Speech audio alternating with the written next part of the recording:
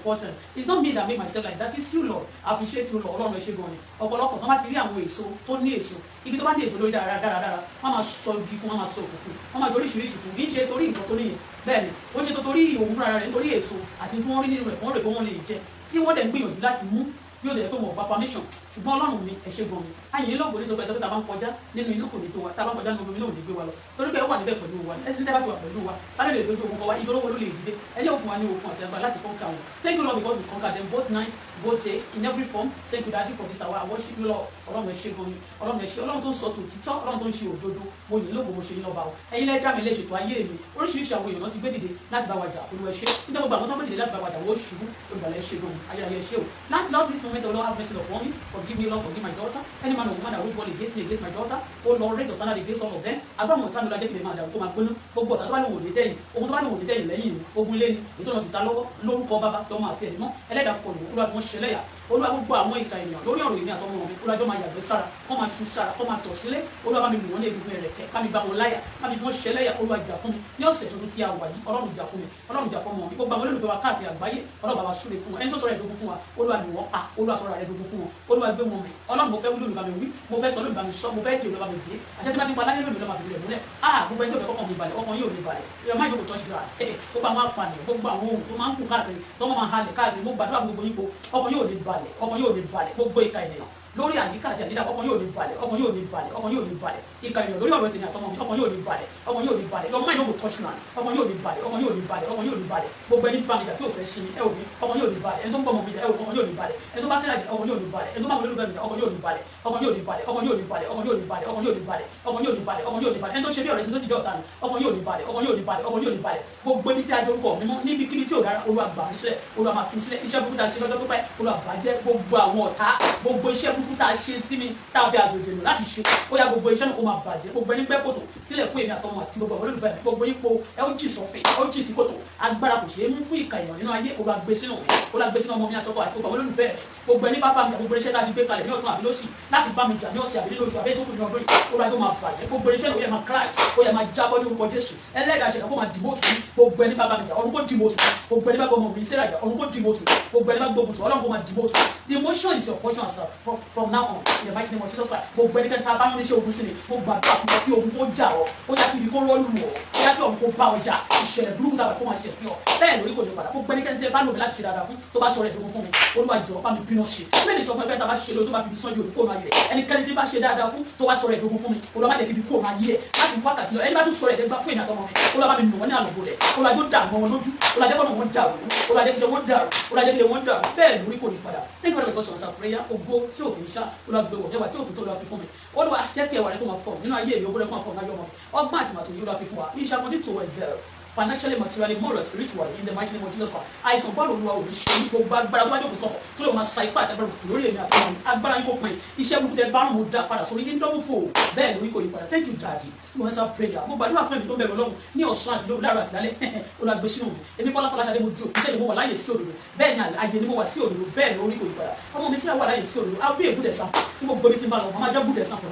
fún orílẹ̀-èdè tí n bá gbé fún orílẹ̀-èdè Nàìjíríà mo máa jẹ́ good example mo kọ̀ láti mú àwọn mo kọ̀ láti ṣàṣetì àṣetì òkè ń bọ́jọ́ kó máa yọ mi ò ní ṣàṣetì láyé Sarah mi ò tó lúwa ní mi ò lúwa ṣe ò ní ṣàṣetì ọmọ tó jáde láti inú mi ò ní ṣàṣetì ẹ̀yin olólùfẹ́ mi káàkiri àbáyé ò ní ṣàṣetì ẹni tó bá ní kí n ṣàṣetì àwọn àṣetì bá ní ọmọ ní bá gbàdúrà bá lóun pásítọ̀ òkú kan tó bá gbàdúrà òdì sí ayé mi lórúkọ tí ọba jọ mú àti ẹ̀mí Ọlọ́run tó tú ọ láṣìírí ẹlẹ́dàá ṣẹ̀dá ó rí ọ ní ìwò gbogbo ẹni tó ti ṣe láyé kí Ọlọ́run gbé àṣírí síta àṣírí òní bò bẹ́ẹ̀ ló máa rí kò ní padà gbogbo ẹni tó bá pera wọn ní ènìyàn tó sì jẹ́ èèyàn ta láyìíká àbí àyíká àbí lórí ọ̀rọ̀ mi mo gbàdúrà fún ọ ẹlẹ́dàá kó já ọ sí ìwò ẹni bá pera ẹ̀ ní ènìyàn tó sì jẹ́ èèyàn ká lórí ọ̀rọ̀ tèmi àtọmọ mi Ọlọ́run kó já ọ sí ìwò àṣírí òní bò bẹ́ẹ̀ ló máa rí kò ní padà ó lè dé wa ìdọ̀wọ́ rẹ̀ bàbá abẹ́kọjá tèyá ó lè dé Canada ibẹ̀ náà lẹ́ fún mi ní residency I'm thanking you Lord for everything you have done for me a lot of people when they cannot handle you they are not succeeding whatever they plan against you is not actually working for that they are angry they are jealous of you God I just thank you because you make me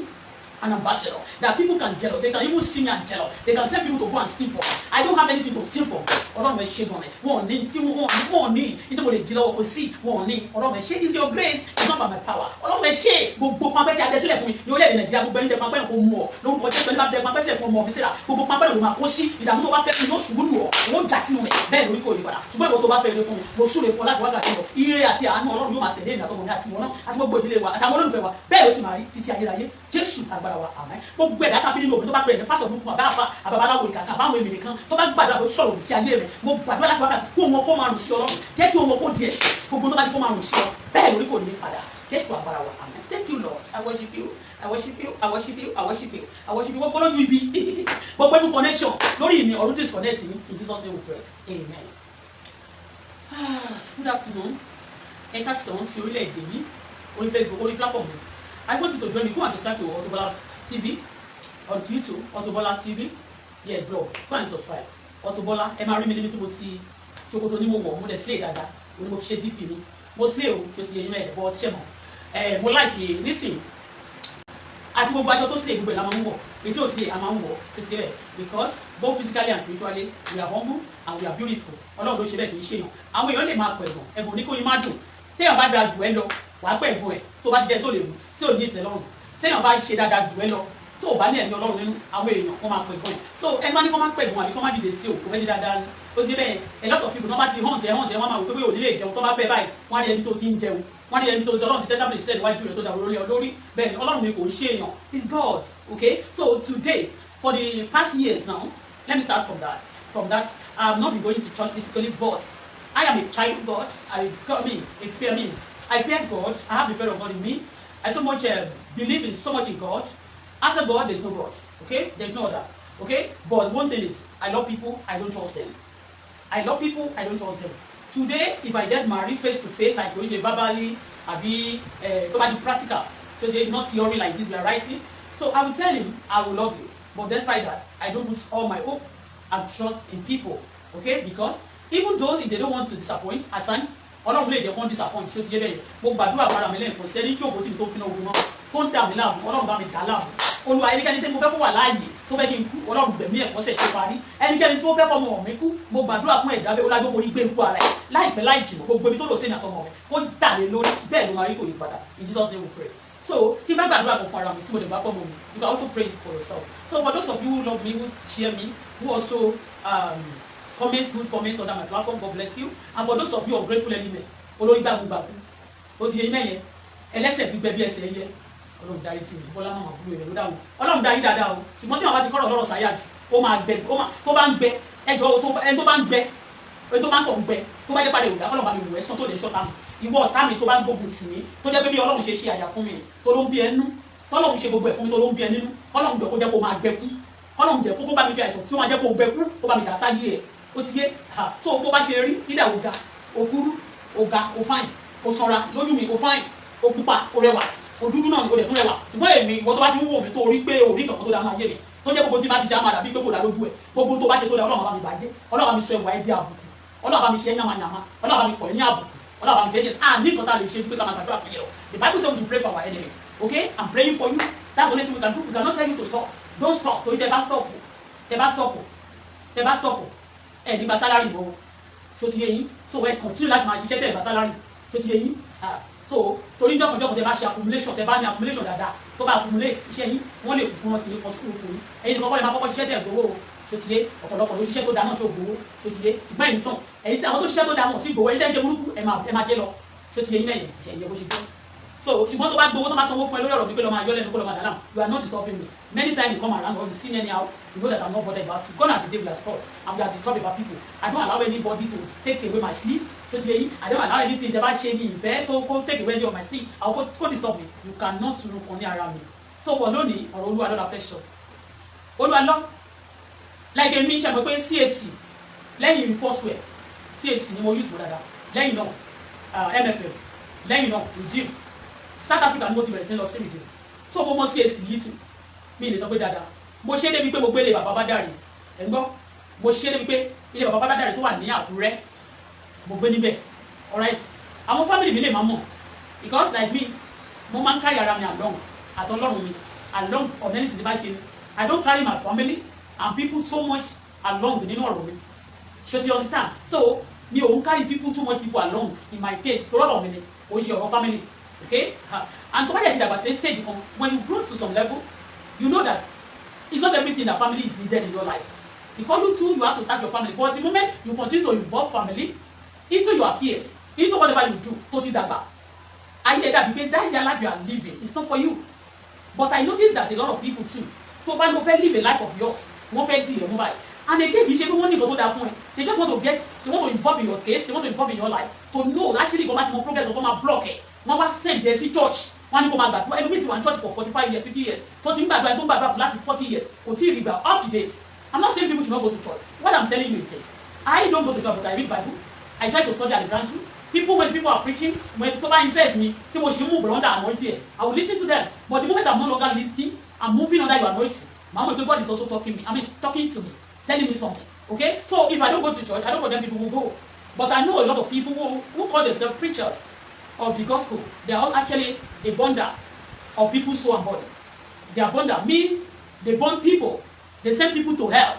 When you have one problem, they increase it to 20. When you are coming out from one, they replace that one to conquer it, they replace it with another 5, so that your problem can be multiple. And then you can continue to be present in their presence. And your presence will be favoring them and dishonor you and depreciating your life. So the Bible said to me that the presence of the Lord is the fullness of joy. Wherever you are, anywhere you stay, there is no presence, you are not having joy. You understand? You try to make yourself happy too, because the happiness is actually should be in you. So when you know that your spirit is always want to be depressed, so reason very well, quickly think twice, okay? Try to design. Do you understand me? Because the Bible says once again, in the presence of the Lord, there is a fullness of joy. Do you understand? So I believe so much in God. I believe so much in God. I don't believe in anybody much. I believe so much in God. Okay? Even people say I believe in yourself. I believe in myself. I trust in myself. Me too. Okay? But I trust in God more. Alright? Because with God, all things are possible. Yes, the Lord is my strength. The Lord with God, I can do all things. And those who wait upon the Lord too shall renew their strength. And don't forget, if Bola is iṣẹ́, faith without work is dead. So don't have faith for fun.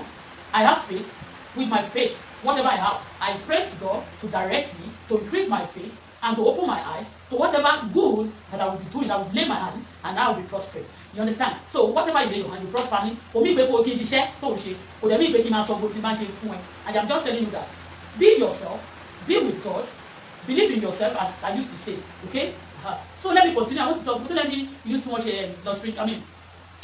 I don't want to use too much talk. Let me just go straight to the point. I want to talk about Olu Alo. People want me for Olu Alo. Olu Alo, and I tell you that I know little about CAC. A lot of them, sorry to say, it's not blackmailing.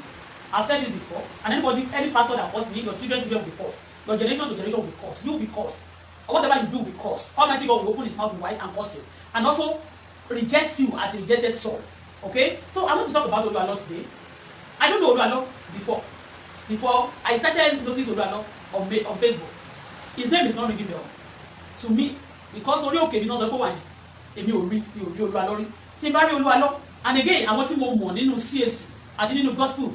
nínú ìrere wọ́n ju Olu Alo lọ ní ọjọ́ orí. So ti èyí nínú ìrere wọ́n jù lọ. So bóyá nǹkan tí mi ò fi dá mọ̀ nìyẹn. So ti èyí mẹ́yẹn. So it's not somebody I know from Nigeria. Orí tẹ̀lé ò bá mọ̀ mi ò ní sọ. Ṣùgbọ́n nígbà tó dórí social media mo mọ̀ Olu Alo. Olu Alo, I have number of Olu Alo. Yes. And reasons mo dẹ̀ fi mọ̀ Olu Alo rè. Ìgbà tí wá di pé mo ti bẹ̀rẹ̀ sí sọ̀rọ̀ mo sọ̀rọ̀ wọ CAC, mo sọ̀rọ̀ pastor. I noticed quickly that àwọn gbogbo CAC, àwọn churches yẹn, they go back to me. Because à ń sọ̀rọ̀ àwọn ọmọ garage olè ni wọ́n ná bírú àwọn làgbà tí yẹn. I know they are bad people. But ṣé mo pé lẹ́nu mẹ́ta mo dákẹ́ lórí ọ̀rọ̀ wọn pastor láti àti òṣìṣẹ́. Mo ti sọ pé church pastor Anojo mo máa kàn ṣúwẹ̀ pé this first pastor Anojo church. And if the people love that, love him also, they want to attend the place, they can attend. But kí tó continue gan, mo rántí 2010 mo lá àlá pọ̀ nípa pastor Anojo. I have a dream about pastor Anojo then. Church yẹn ni tó wà ní Alago méjì ló Adékúnlé kọ́ ni Adékúnlé ló dàbí church ló wà Adékúnlé kọ́ ó wà ní Sábó Yaba ibẹ̀ ní church yẹn wà níbi church yẹn ọjà Sábó yẹn gbogbo ibẹ̀ ní church yẹn wà Vineyard of Mercy. So I have a dream nígbà yẹn during that time náà mo lálàá tí mo lálàá ẹ̀gbọ́n wọn gbà yẹn wọ́n wò pé kí ni ẹ̀gbọ́n wọn yìí ní orí wọn gbà yẹn pé àbúrò wọn tó lè wá visit lè wá gbà yẹn later mo rí pé kò tí ì wá ṣùgbọ́n before nígbà yẹn mo kàn rí pé mo ń lálàá rí gbogbo wọn. I have a dream about the church pé níbi wájú church yẹn báyìí God made me if I lie kọ́lọ́run kó judge mi tó bá yẹ pé mo ń sọ̀rọ̀ tí Ọlọ́run fún wọn. So mo rí pé iwájú church pé tẹ́ bá ti fẹ́ wọlé oríṣiríṣi àwọn nǹkan náà sọ kọ́ bẹ̀. Ẹ lè má rí physically lórí àwọn ìkọ́lé lọ gbé kámẹ́rà sí kó sọ pé tó Bọ́lá church tó sọ pé wọ́n sọ oríṣiríṣi kọ́ mọ́ lélẹ̀. Àwọn èèyàn tẹ̀mí àtàwọn tó bá gbọ́n spiritually wọ́n máa mọ̀ wípé tá a bá sọ̀rọ̀ bí tó bá sọ pé a sọ̀rọ̀ kan pé wọ́n rí nǹkan mi kan o lè débẹ̀ kó má bàa face to face things nílẹ̀. But Ọlọ́run kàn fi ń ṣàlàyé fún wa ní pé àti ẹ̀mí Ọlọ́run pé the place is actually diabolic, it's dangerous for you. When you go there, you can actually fall into trouble. So a lot of people now, she's not supporting this. I'm not a follow. I want to support myself. And Ọlọ́run dẹ̀ ṣe ń support me. Then kí n dè máa kọ́lọ́ kí n máa support ara mi. Because you God supporting you and you're not supporting yourself. Then some people want to just to carry their own load, come to surrounding them, You understand me? If they are dancing, you should also be dancing. If they are smiling, you should be smiling. Anything about get one way, you cannot direct my life. Okay? Whatever fetching me money, whatever giving me happiness, whatever that is giving me good things, that's what I'll follow. I'm not a robot. So if you can tell the you don't carry me along, you don't tell me next day that's what I want to do. I won't do that. So it's not during that time too, don't forget I know Pastor Alo very well. I know him very well. Okay? And I know people who know him. I know them to the level that Teba first of says nígbà yẹn lè sọ̀rọ̀ ẹ ṣá mọ̀ pé ilé bàbá wa dáre tí mo gbé màmá wọn náà ní kó má gbé mi káàkiri mọ́ wọn náà màmá náà ti late. So lè sọ̀rọ̀ lè pàtí bàbá dáre kúrò nínú CAC lè pàtí bàbá Olúṣèyẹ náà tó jẹ́ general superintendent nígbà kúrò nínú CAC gbogbo àwọn bàbá ọlọ́wẹ̀rẹ́ gbogbo àwọn bàbá wọn yẹn you understand me. So torí ọ̀rọ̀ tí mò ń sọ wọ̀nyí ọ̀rọ̀ tí mo ti sọ yìí actually ọ̀rọ̀ yẹn bẹ̀rẹ̀ láti 1992 títí di òní that's 33 years ago. So àwọn ọmọ mi wà ní gbòòrò ń sì bẹ́ẹ̀ fún wọn máa bá wọn bú ẹ wọn ò tí ì bí wọn ìní ìkẹlẹ̀rẹ̀ wọn ti bí ṣùgbọ́n kò tí ì mọ̀ kankan tó ti yé wọn bá ń sọ̀rọ̀ tí wọn máa gbẹnu sọ̀rọ̀ tó ti yé bẹ́ẹ̀ 30 something years ago ni mo sọ ẹ̀gbọ́n. So ọ̀tọ̀ Olu Alo ni mo fẹ́ sọ mo kọ́kọ́ ṣe gbogbo illustration yìí for you to know that tí bá sọ̀rọ̀ mo mọ̀ tí mo sọ I don't just open my mouth and start talking. Okay? Ṣé rí eyín mi bó ṣe set nice teeth ṣe ti understand ṣé rí mi bó ṣe thick bí pọ̀nmọ́ tí wọ́n máa bí ẹsẹ̀ rà fún mi ẹni bó ṣe thick but ó fine kò dọ̀tí ó succulent ó ti bẹ́ẹ̀ kò tóbi jù kò kéré jù my mouth my lips very fine ẹ̀dẹ̀ sí ní bí ẹbí náà ṣe wà báyìí ní ò dàbí ẹrù fún ẹ torí ẹrù fún ẹ wọ́n máa ń di kúkú kú ni á dẹ̀ wá tóbi rẹ̀ pẹ̀tẹ̀ tó ti lè yín mẹ́yìn wọ́n á ti kó oríṣiríṣi kan sílẹ̀ tẹ́ bá wò bí ṣe wà ní wọn kó dọ̀tí sí mi lára kò dẹ̀ ní sí ìdọ̀tí lára mi physically and spiritually so ìyẹn bó ṣe jẹ́ ẹ káàbọ̀ lẹ́ẹ̀kan sí sórí ètò yìí Bọ́lá Fọláṣadé lórúkọ tèmi ní tòótọ́ mo fẹ́ ṣe ìbà lónìí mo ṣe ìbà ilé ìgbìmọ̀ lẹ́ẹ̀kan sí mo ti gbàdúrà mo dẹ̀ ti ṣí platform lórúkọ ti bàbá àti ọmọ wọ́n ti fẹ́ ṣe ìbà ilé bàbá mi tó lọ́ sọ pé lónìí o Father's Day èyí òkè nílé ìyá kó wà nílé bàbá mo dẹ̀ love mo cherish ilé bàbá mi gan ṣe ti yẹn ìkàrí àkókò la gbé bí mi o èmi ní bẹ́ẹ̀ ni òkèlà èmi ni ọmọ Olúkàrẹ́ Àlìlà as I used to say I am a princess not by mouth by original by birth royal náà nínú ẹ̀jẹ̀ mi and if you are a royal you are from a royal family original one and you are not being vandalized you are not being trouble you are not being disturbed you are not original royal from royal kingdom. So all people from royal kingdom they face a lot of tribulation as well because other people who want to be that they cannot be what I be so they focus on that they fight that crowd they fight what God has given to you from birth that they don't have so it's not their fault as well and again I want you to get this into your head it's not my fault as well to be a princess. Ìkàrí àgbòkò náà gbégbé mi èmi ni ọmọ Olúkàrẹ́ Àlìlà ọmọ arúgbó máṣá ọmọ aṣọ̀tẹ̀ márùn ọmọ àti ìdí aláṣẹ ìdìbọn mi gbígbóná ọmọ òrùlé parí ọ̀pọ̀lọpọ̀ ọmọ akọ́là àpò òròkú abẹniwá jẹun abòyò abẹ́yẹ̀wò wájú ilé bàbá rẹ̀ bẹ́ẹ̀ ni ọmọ ẹlẹ́yìn ìpínlẹ̀ àdéhùn rẹ̀ ilé bàbá mi ni tí wọ́n bá fẹ́ gbàdúrà nínú Ìkàrẹ́ ilé bàbá mi máa ti lọ súre tí wọ́n ti bá ń gbàdúrà gbogbo wọn ti bá ń ṣe ó dẹ̀ gbèmí o ẹ má blame mi ilé laba ohun tí ìyá bá ti ṣe ọmọ ẹ máa ṣe àjàjà tí ọmọ yẹn bá gbé pẹ̀lú ìyá ẹ̀ so ti yẹ yín whatever tí ọmọ mi bá ṣe téèyàn bá rí ọmọ mi lónìí ní tí bá ṣe lọ́mọ mi máa ṣe so ti yẹ yín tí bá wà hard working bẹ́ẹ̀ ni my daughter very hard working but ọlọ́run máa ṣe wá lóní iṣẹ́ tí ò ní gbowó because a lot of people want you to be working just to be working for them no salary okay ọlọ́run máa ṣe ìkàtọ̀ ọmọ mi bẹ́ẹ̀ lẹ́yìn tí wọ́n máa ṣiṣẹ́ fún ènìyàn tó ní sanwó fún o ti yé ọ̀pọ̀lọpọ̀ ló wà bẹ́ẹ̀ nínú ayé ìfẹ́ pé wọ́n ṣiṣẹ́ fún ènìyàn tí wọ́n ní sanwó fún wọn ẹni tó bá tún lè sanwó fún wọ́n tún àwọn tí ò ní sanwó wọ́n tún ba yé ẹ̀jẹ̀ lọ́dọ̀ àwọn tó máa sanwó fún pé o ò gbúdọ̀ bá o kó lọ máa yọ ẹni tó máa sanwó fún ẹ lẹ́nu ni o nítorí pé wọ́n fẹ́ kó má ṣe lè láyé ọlọ́run ò ní kàwé mọ́nú àwọn ẹ̀dá bẹ́ẹ̀ àtọmọ mi so ilé tí a gbé bí mi tó ti yẹ yín àti bàbá ènìyàn a máa júwe ìwé ènìyàn tí ẹni náà bá jẹ́ bàbá ní ṣe púpọ̀ nínú ọ̀rọ̀ ọmọ without a father you cannot have a child but this is one dọ́gbọ́n sí ìwọ̀n ọgbọ́n tó ń dá sí náà wọ́n sì máa lọ lo father kan àti gbogbo other people other fathers can one way or the other sorry to o ti wà fún ọ̀rọ̀ I mean her so father is very very important at the same time mother also is very very important in everybody's life. So today I give praise and honor to Almighty Father, Heavenly Father, and also give a honor and pray. I pray for all the good father all over there, all our fathers in the power, in the parliament, all the father, all those people standing, sitting anywhere, play a role of father to us. May Almighty God protect them for us and guide them. Káwọn bàbá wa kó túbọ̀ pè fún wa. Àwọn tó sì lọ sìn ní Olúwa tó Ọlọ́run kó bá wa tún dá wọn sí. Ṣé ti lé bẹ́ẹ̀? Àbí kó bá wa tún máa wà pẹ̀lú wọn. Kọ́lọ̀ kó túbọ̀ máa rest in peace. Come and rest in pieces. Happy Father's Day to our good father. Happy Father's Day to the able president of Nigeria, to the prime minister of my able country, Canada, also America, all over the world. Those people who play a role of father into my life. All of you, happy Father's Day. Okay, because your husband too is your father. Understand? So, but some father these days, sorry, if you are a father that have a cutlass and gun and a lot of cane, for your child, okay, let us temper justice and let you children too behave o ti bẹ́ẹ̀ èmi sì mò ń behave kì í ṣe pé bóyá mo lójú èèyàn mo wà Nàìjíríà nígbà kan I'm a very good girl kì í ṣe rọ́ bẹ́ẹ̀ ni ìwà mi tẹ́ rí yẹn tó bá ti da ìtẹ́ bá rí nínú mi tó da bàbá mi ni mo fi jọ mi ní fi kú gbóná àti kú kíákíá mi ní fi jọ bàbá mi so nice my father biological father yes rest in peace bàbá mi Adékọ́lá ajá ọmọ ajagun fúnra wọn ládé Gudugbe ọmọ olùkàrí àlèdà súnlé o òtítọ́ rest he's a very hardworking father so proud of him yes I'm proud of my daddy yes he has whatever it takes before he gets married yes ẹ mọ̀ pọ́kùnrin máa ń láìpẹ́ obìnrin dada he likes women gbogbo ọkùnrin tó bá ṣe dada tó lówó láyé lóbìnrin máa ń láìpẹ́ he has everything téèyàn fi ń fẹ́ obìnrin kó tó di kó bí ọmọ kò sí bẹ́ẹ̀ hardworking bẹ́ẹ̀ ni kò dúró ní sọ̀rọ̀ àǹdí ẹ̀ nìkan ní ìlú tó gbé gbọ́ngbé wọ́n mọ̀ ní ẹni tó hardworking àwọn family ọ̀rẹ́ àtàrà wọn lòdì ẹ̀ bẹ́ẹ̀ ni káàdó sì lọ sí ilẹ̀ north láti lọ ṣòwò wọ́n dẹ̀ mọ̀ dáadáa gbogbo àwọn tó mọ̀ bàbá mi náà mọ̀ pé èèyàn rere ni ó sì tẹ̀ pamọ́ṣẹ́ ṣùgbọ́n wọ́n máa ń sọ ọ̀kọ̀ọ̀kan fún wa pé ẹ̀yìn kùlé ní ọ̀tá wà ilé ìlàṣẹ ní máa ń gbé o kò ṣe é pé ó ṣẹ̀ṣẹ̀ ṣẹlẹ̀ ó dẹ̀ ń ṣe àwa nìkan ló ṣẹlẹ̀ sí àbí bàbá mi nìkan ló ṣẹlẹ̀ sí nínú ilé tọkọ ìbọn ọlọ́ba ti gbé owó ẹ̀ sókè ó máa ń ní ọ̀tá wọ́n bá rí pé ọ̀rọ̀ tó ń sọ ó ti jẹ́ òtítọ́ jù àbí ó ti ń ṣe dáadáa jù pé bọ́n bá fi ẹ̀lẹ̀ láti ṣe dáadáa yìí ọ̀pọ̀lọpọ̀ tó máa dé màmá bọ́ nínú òkú wọ́n fẹ́ máa gbé ẹlẹ́nu nítòótọ́ àwọn ará ilé Joseph àwọn lọ́tà àwọn ará ilé mi sẹ́mi bá lọ́tà nínú ilé kì í ṣe pé mo fi pé ojú ọmọ àlè ilé la bá Ọlọ́run fúnra rẹ̀ àti àwọn gbogbo àwọn ànábì tí a ti pè tán personal grant tán personal Bible they are off they face it from all their families so having problem from your family is not a joke and it's not you are not the first person to have the problem here so but for one thing my daddy continue to rest in perfect peace he's a good daddy yes and this is the product of it so tó bá dẹ̀ ríyàn náà tó bá jẹ́ pé olè ló ń jà bí pé kó pààyàn kó bá yé èèyàn jẹ́ kó má láì kò títọ́ ẹ tó understand apá náà nínú ẹ̀jẹ̀ ní DNA ni ó máa wà so kí ni ìwọ lónìí ó ti lẹ́yìn òbí mọ́lọ́mọ́ máa ń jọ o èmi jọ bàbá mi bẹ́ẹ̀ dẹ̀ ní náà ọmọ mi náà ṣe kí ni Sarah tó gba ní Jésù tó fún mi ọ̀dọ̀ mi ló gbé o àfi tó bá lọ sílé ọkọ báyìí ó tiẹ̀ tí tó dá gbé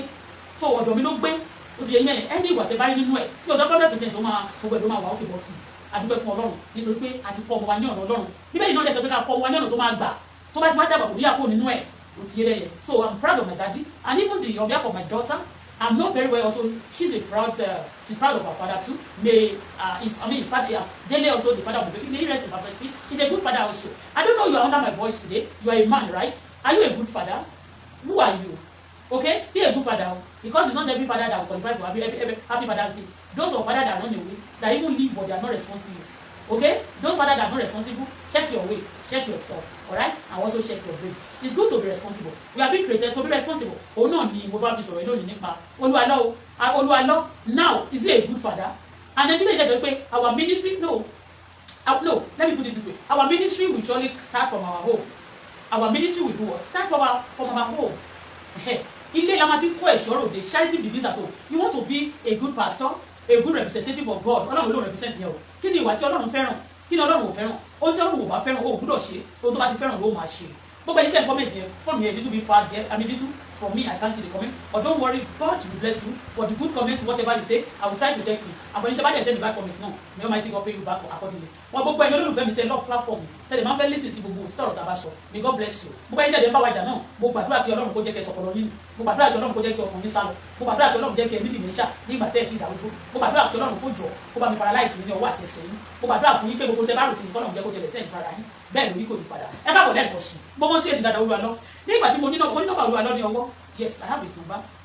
so once again happy Father's Day to everybody but I mean every good dad because me ìbọn lè kí pé gbogbo èèyàn happy Father's Day o it's not everybody that value that qualify for the Father's Day okay so the grandpa too the baba of my in-law mi náà happy Father's Day o baba Adébọ̀wálé Lawrence Adébọ̀wálé happy Father's Day to you so we greet so we salute o àti ọba àti ìjòyè gbogbo ẹ̀yin olólùfẹ́ mi pátápátá àti bàbá tó wà nílùú Kánò gbogbo ìpátá la kí happy Father's Day àti gbogbo ẹ̀yin bàbá mi nílẹ̀ Yorùbá pátá happy Father's Day bẹ́ẹ̀ ni lẹ́ẹ̀kan sí ọmọ olùkàrẹ́ ní mísẹ́ ọmọ olùkàrẹ́ àlèdá ọmọ àìmọ̀nà gbèsè náà àgbàdo ọmọ wa ọmọ ẹkùn ọmọ òdì o ọmọ òkùnrin láyé àlùkàrẹ́ ọmọ bá rí gbàrígi bí òjòjò tí màá ṣòjò léyà ọmọ òṣọkọ Èkìtì ṣọkọ Àkókó ọmọ ẹlẹ́yìn kùlé àdéhùre ọmọ òrùlé bá rí ọ̀kọ̀rọ̀kọ̀rọ̀ ọmọ akọ́là kò rò kú ọmọ amúlẹ́wà bí òyìnbó ọmọ adélé tejiteji ọmọ wa ọmọ ẹkùn ọmọ òdì o ẹ káàbọ̀ sí mi lónìí so now let's go straight to the point once again. Not be waste time. It's good. All this paparazzi is actually good to put Jara like that. So I got to, they started tagging me. You know, my sorrow yesterday. She said, "They want to talk one mind." People want to say, "One fair divide, really." Just go everybody share and suggestion. Maybe because of one problem or the other. You understand me? So then I supported the Christendom. But you know one thing. One thing about God is this. One day they are not going to show. One day I'm ready to go to lie. àná olówó tó dúró títí láíláí yẹn ṣé wá mí pé ẹni tó bá ń jẹ́ àmúgbò tó wà nínú ayé ìgbó máa dúró títí láíláí no everybody ìgbà tí àánú Ọlọ́run dúró yẹn ìwọ ní àkókò you have a time limit everybody have a time limit so àánú olówó tó dúró títí láíláí is not for everybody you have to use it at the time and when you misuse that time it's possible you miss it forever. Then I was praying and I supported the Christendom. And me too, apart from that, I support people. Normally it's back home, I need to support. But if I will support the Christendom, you understand me? Because I believe I'm a Christian, you understand me? And I brought my suggestion there back. But everybody don't fail or see, go opinion. People don't fail on your balance. They talk about don't share cutting, don't share ritual, don't share lot of killing. You understand me? Not on one bed. Money maybe Christian go turn him so. Money maybe two days should have their own kingdom. That's what I say. Then I brought that suggestion. I still have the video on my platform. I remember that very day that I put on purple Google movie. So now during that time, but I now noticed that all of them, Papa Mato this year, we are not going to accept into this thing. You understand? A lot of them want Pamije, Emma go. I noticed this problem. Otibe, Tiba the story. Oh my God, but can't cut it by. So Olu Alo. But no one suggests a platform yẹn mo ṣe àmọ́ rí pé spirit ni ó máa ń gbàdúrà máa prepare point bí wo bó ṣe máa ń gbàdúrà yẹn a máa prepare point but mo rí pé mi ò kì í move lọ́ndà àwọn man mi ò kì í move I dey move tí má dẹ̀ ti wà lọ́ndà platform yẹn tí àdúrà ẹ̀ ò move mi ní dúró síbẹ̀ so kò pẹ́ kò jìnnà I met a woman yẹn jẹ́ ọmọ Ìjẹ̀bú Òde ó ń gbé ní Abuja ó wà ní Canada this woman tí mo sọ̀rọ̀ yìí princess lórúkọ tó náà princess mo fi store orúkọ ẹ̀ ó ń gbé ní Ìjẹ̀bú Òde àbí ó ń gbé ní Àbújá ni wọ́n ló ọkọ wọn àtàwọn ọkọlé sí but right now in Canada so woman yìí bí mo ṣe pàdé woman yìí ni pé ṣe mo pé ní man blog so tí mo bá jáde lọ síta ẹni máa ń ṣe pé ọkọ bá lálẹ́ bẹ́ẹ̀ ni mo lọ sí driving school níjọ́ pàápàá pàdé níta sí gbadá evidence mo ń ṣe test mo ń ṣe exam school lọ́wọ́ máa àwọn náà wá síbẹ̀ so wọ́n ṣe àwọn dá mi mọ̀ ṣe pé mi ò ní mọ̀ wọn àwọn ló pè mí at the change number bàtà change number yẹn àwa bẹ̀ wọ́n má bẹ̀ sí pè mí náà pè wọ́n so ti yé mẹ́ẹ̀. The woman look like me like this, but go get the one of here. Go get the one of her. She's a pretty woman, not bad. But I noticed that woman yẹn mo sọ fún yín pé ó máa ń sọ fún mi pé lára àwọn Ìjẹ̀bú campus tí wọ́n sọ pé kí n gbé aṣáájú sílẹ̀ nígbà yẹn President Bola yes wọ́n ní kí n gbé wọn sílẹ̀ ṣé pé ẹ má gbàgbé pé mo ṣe jingle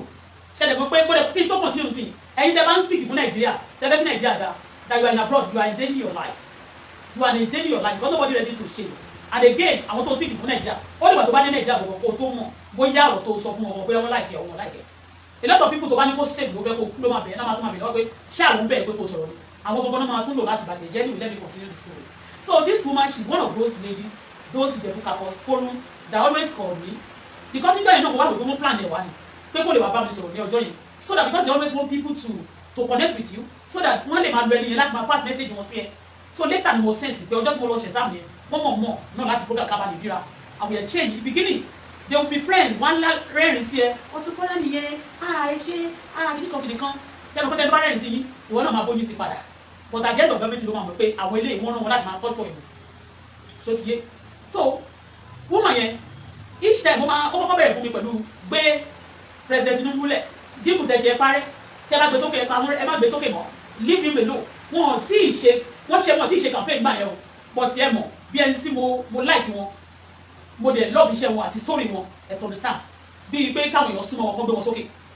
kí àwọn èèyàn sọ pé òní lè jẹyàn mọ́ wọ́n sọ pé owó dẹ̀ máa jẹyàn I love that nípa our evil president àwọn dẹ̀ ń ṣe bẹ́ẹ̀ ni mi sọ fún yín tó tọ́ ni so mo try láti convince woman she refuse ṣe mo pé tẹ́lẹ̀ ìgbà tó kọ́kọ́ dé with respect ló máa bá mi sọ̀rọ̀ gbà tó bá ti wá ń pé adi ọ̀rẹ́ àbí àti wá ń sọ̀rọ̀ bí ọ̀rẹ́ náà wọ́n bẹ̀rẹ̀ sí máa disturb wáyé mi in fact she have a girl wọ́n ní ọmọ kan ọmọ yẹn bóyá first daughter wọn ọmọ yẹn tóbi jù mí lọ she is bigger than me ọmọ first daughter wọn wọ́n máa ń bèèrè lọ́dún pé bo ni mo ti ń ra aṣọ ń gbà yẹn àwọn bra àwọn gbogbo tí máa ń lo àwọn aṣọ mi torí àwọn ọmọ yẹn ó tóbi jù wọ́n lọ́wọ́ ẹlẹ́tì wà Canada sí wọn ṣe ti bẹ́ẹ̀ so we talk you understand a máa ń sọ̀rọ̀ dáadáa so ìgbà tó wá yá o tí wọ́n yẹn ṣáà ń bá mi sọ̀rọ̀ ṣe mo pé gbogbo àyẹ kẹ́lẹ̀ mọ́ pé èmi kò kọ́kọ́ yé mi pé àwọn pastor group of okay this is what we want to do àwa la fẹ́ yan èèyàn fún ara wa bí òun mọ̀ nǹkan tó really go down deep o but èmi I prayed and I followed my heart because mo notice pé bá a ṣe wà yìí lọ́jọ́ tí mo ti dáyé mi èmi fúnra mi ni mo máa Ọlọ́run ló ń tọ́jú mi àti èmi fúnra mi kí n lè ṣiṣẹ́ kí n lè tọ́jú ara mi kò sẹ́ni tó ń tọ́jú mi for that mo wá believe pé I have my right to choose whoever I love I have my right to choose whoever I love to follow ṣe to understand so èmi àti woman yóò ṣàbẹ̀sí disturb mi nípa gbé àdó Tinubu o àmì dáàdì mi ẹ má bínú sáà àdó president Tinubu o àdó president Tinubu o àdó president Tinubu o kò yé mi kò kọ̀ pẹ́ o kò rí pélé yẹn náà wọ́n máa suggest alọ́ sí mi Olu Alo should be investigated very well torí bẹ́ẹ̀ ẹ máa gbọ́ o kẹ́lẹ̀ mọ́ pé nígbà míì táwọn èèyàn bá sọ pé ẹni báyìí báyìí láfẹ́ ẹ tó máa bá wọn cover assist wọn ni o tó máa cover bullshit wọn ni o you understand me that's why some people support them ẹ kúkú ní pé kì í ṣe pé mo ní crime mo sì àbí mo ní kọ̀ọ̀kan tí mo ń ṣe mo sọ pé mo like president Tinubu wọ́n máa lè cover me up no do you see me with anybody like that mo ti ṣe no but a lot of people have crime they have a lot of people things wọ́n ti ṣe that they actually need people in power to cover them and when they notice that this person is not going to cover us when they get to power they won't like the person that is their way of being body Olu Alo ni kò pẹ́ o woman yìí kàn ṣe tán ni ló bá ní mo kò ní kó máa ń suggest wọ́n máa suggest Olu Alo sí mi tó bá ti suggest Olu Alo sí mi mo máa ń gbé kúrò torí mi move ẹni tó bá tún suggest ẹ̀ sí mi dáadáa nígbà yẹn òun náà ni woman tó wà lákùrẹ́ yìí tó ń kọrin gospel yẹn wọ́n máa suggest ẹ̀ sí mi gbogbo wọn ṣáà máa ń suggest Olu Alo yẹn sí mi tó bá ti suggest ẹ̀ sí mi màá ta ni yes màá yọ kúrò mi ò lọ so ti yẹn mi ò bá gbọ́ torí pé àdúrà ló ń gbàdúrà gbọ́ o every time wọ́n ti wà lórí láìsà wọ́n ti wà gbàdúrà every time wọ́n máa but kò move me kí n bá sọ pé ìmọ̀ gbàdúrà kò move me I'm not moved anytime he's praying so if that prayer is not moving me then God is speaking to me later princess wá sọ fún mi nísìnyí ó yẹ kí n pe princess gan kí n kọ́kọ́ fi ṣe yẹ̀yẹ́ màá tà tolúwa ní check princess ní mo fi store ẹ̀ o princess mo bọ̀ ní kí má bàa distracted tolúwa ó fẹ́ bá mi check princess tolúwa má bẹ̀rù bá mi check princess mi fẹ́ wá distracted mo fẹ́ máa sọ lérò tí má check yẹn sí tí má check princess I will be distracted so later woman yẹn kó mo kò wá lórí life mi I was driving ní Canada mo ń drive woman yẹn kó pè wọlé sí orí life mi ni ṣó ti yẹ yín láti jẹ́ kí wọ́n lè mọ̀ pé òun mọ̀ mí òun máa pè wọlé sórí life mi sí pé òun ní nọ́mbà mi lọ́wọ́ wá lókè ó ṣe pè wọlé mo drive but phone mi ti wà connected but nìkan wá sọ pé mo drive o ipe ó ṣàlàsọ fún mi pé dájú òun pé kí n join program Olu Alo pé dájú òun ni o níjà ìwé lọ́kọ́ sọ̀rọ̀ pé dájú òun ni mo kọ́kọ́ bá ṣe é pé mo ní ọkọ yín ti wọ going to 70 yẹn tí bàbá yẹn ó máa pé 70 sùn ọkọ yín torí wọ́n sọ fún pé 60 something lọ́kọ̀ wọ́n gbà ní. mo ní nísìn Olu Alo ò tí pé kò tí lè bí 50 ẹ̀ ń pe Olu Alo ní dádì mo nílẹ̀ wọ́n pe dádì ìbejì ìyá ọkọ yín wọ́n wá rẹ́rìn ẹ́ princess bíi mo ti princess mo fẹ́ ẹ́ which man?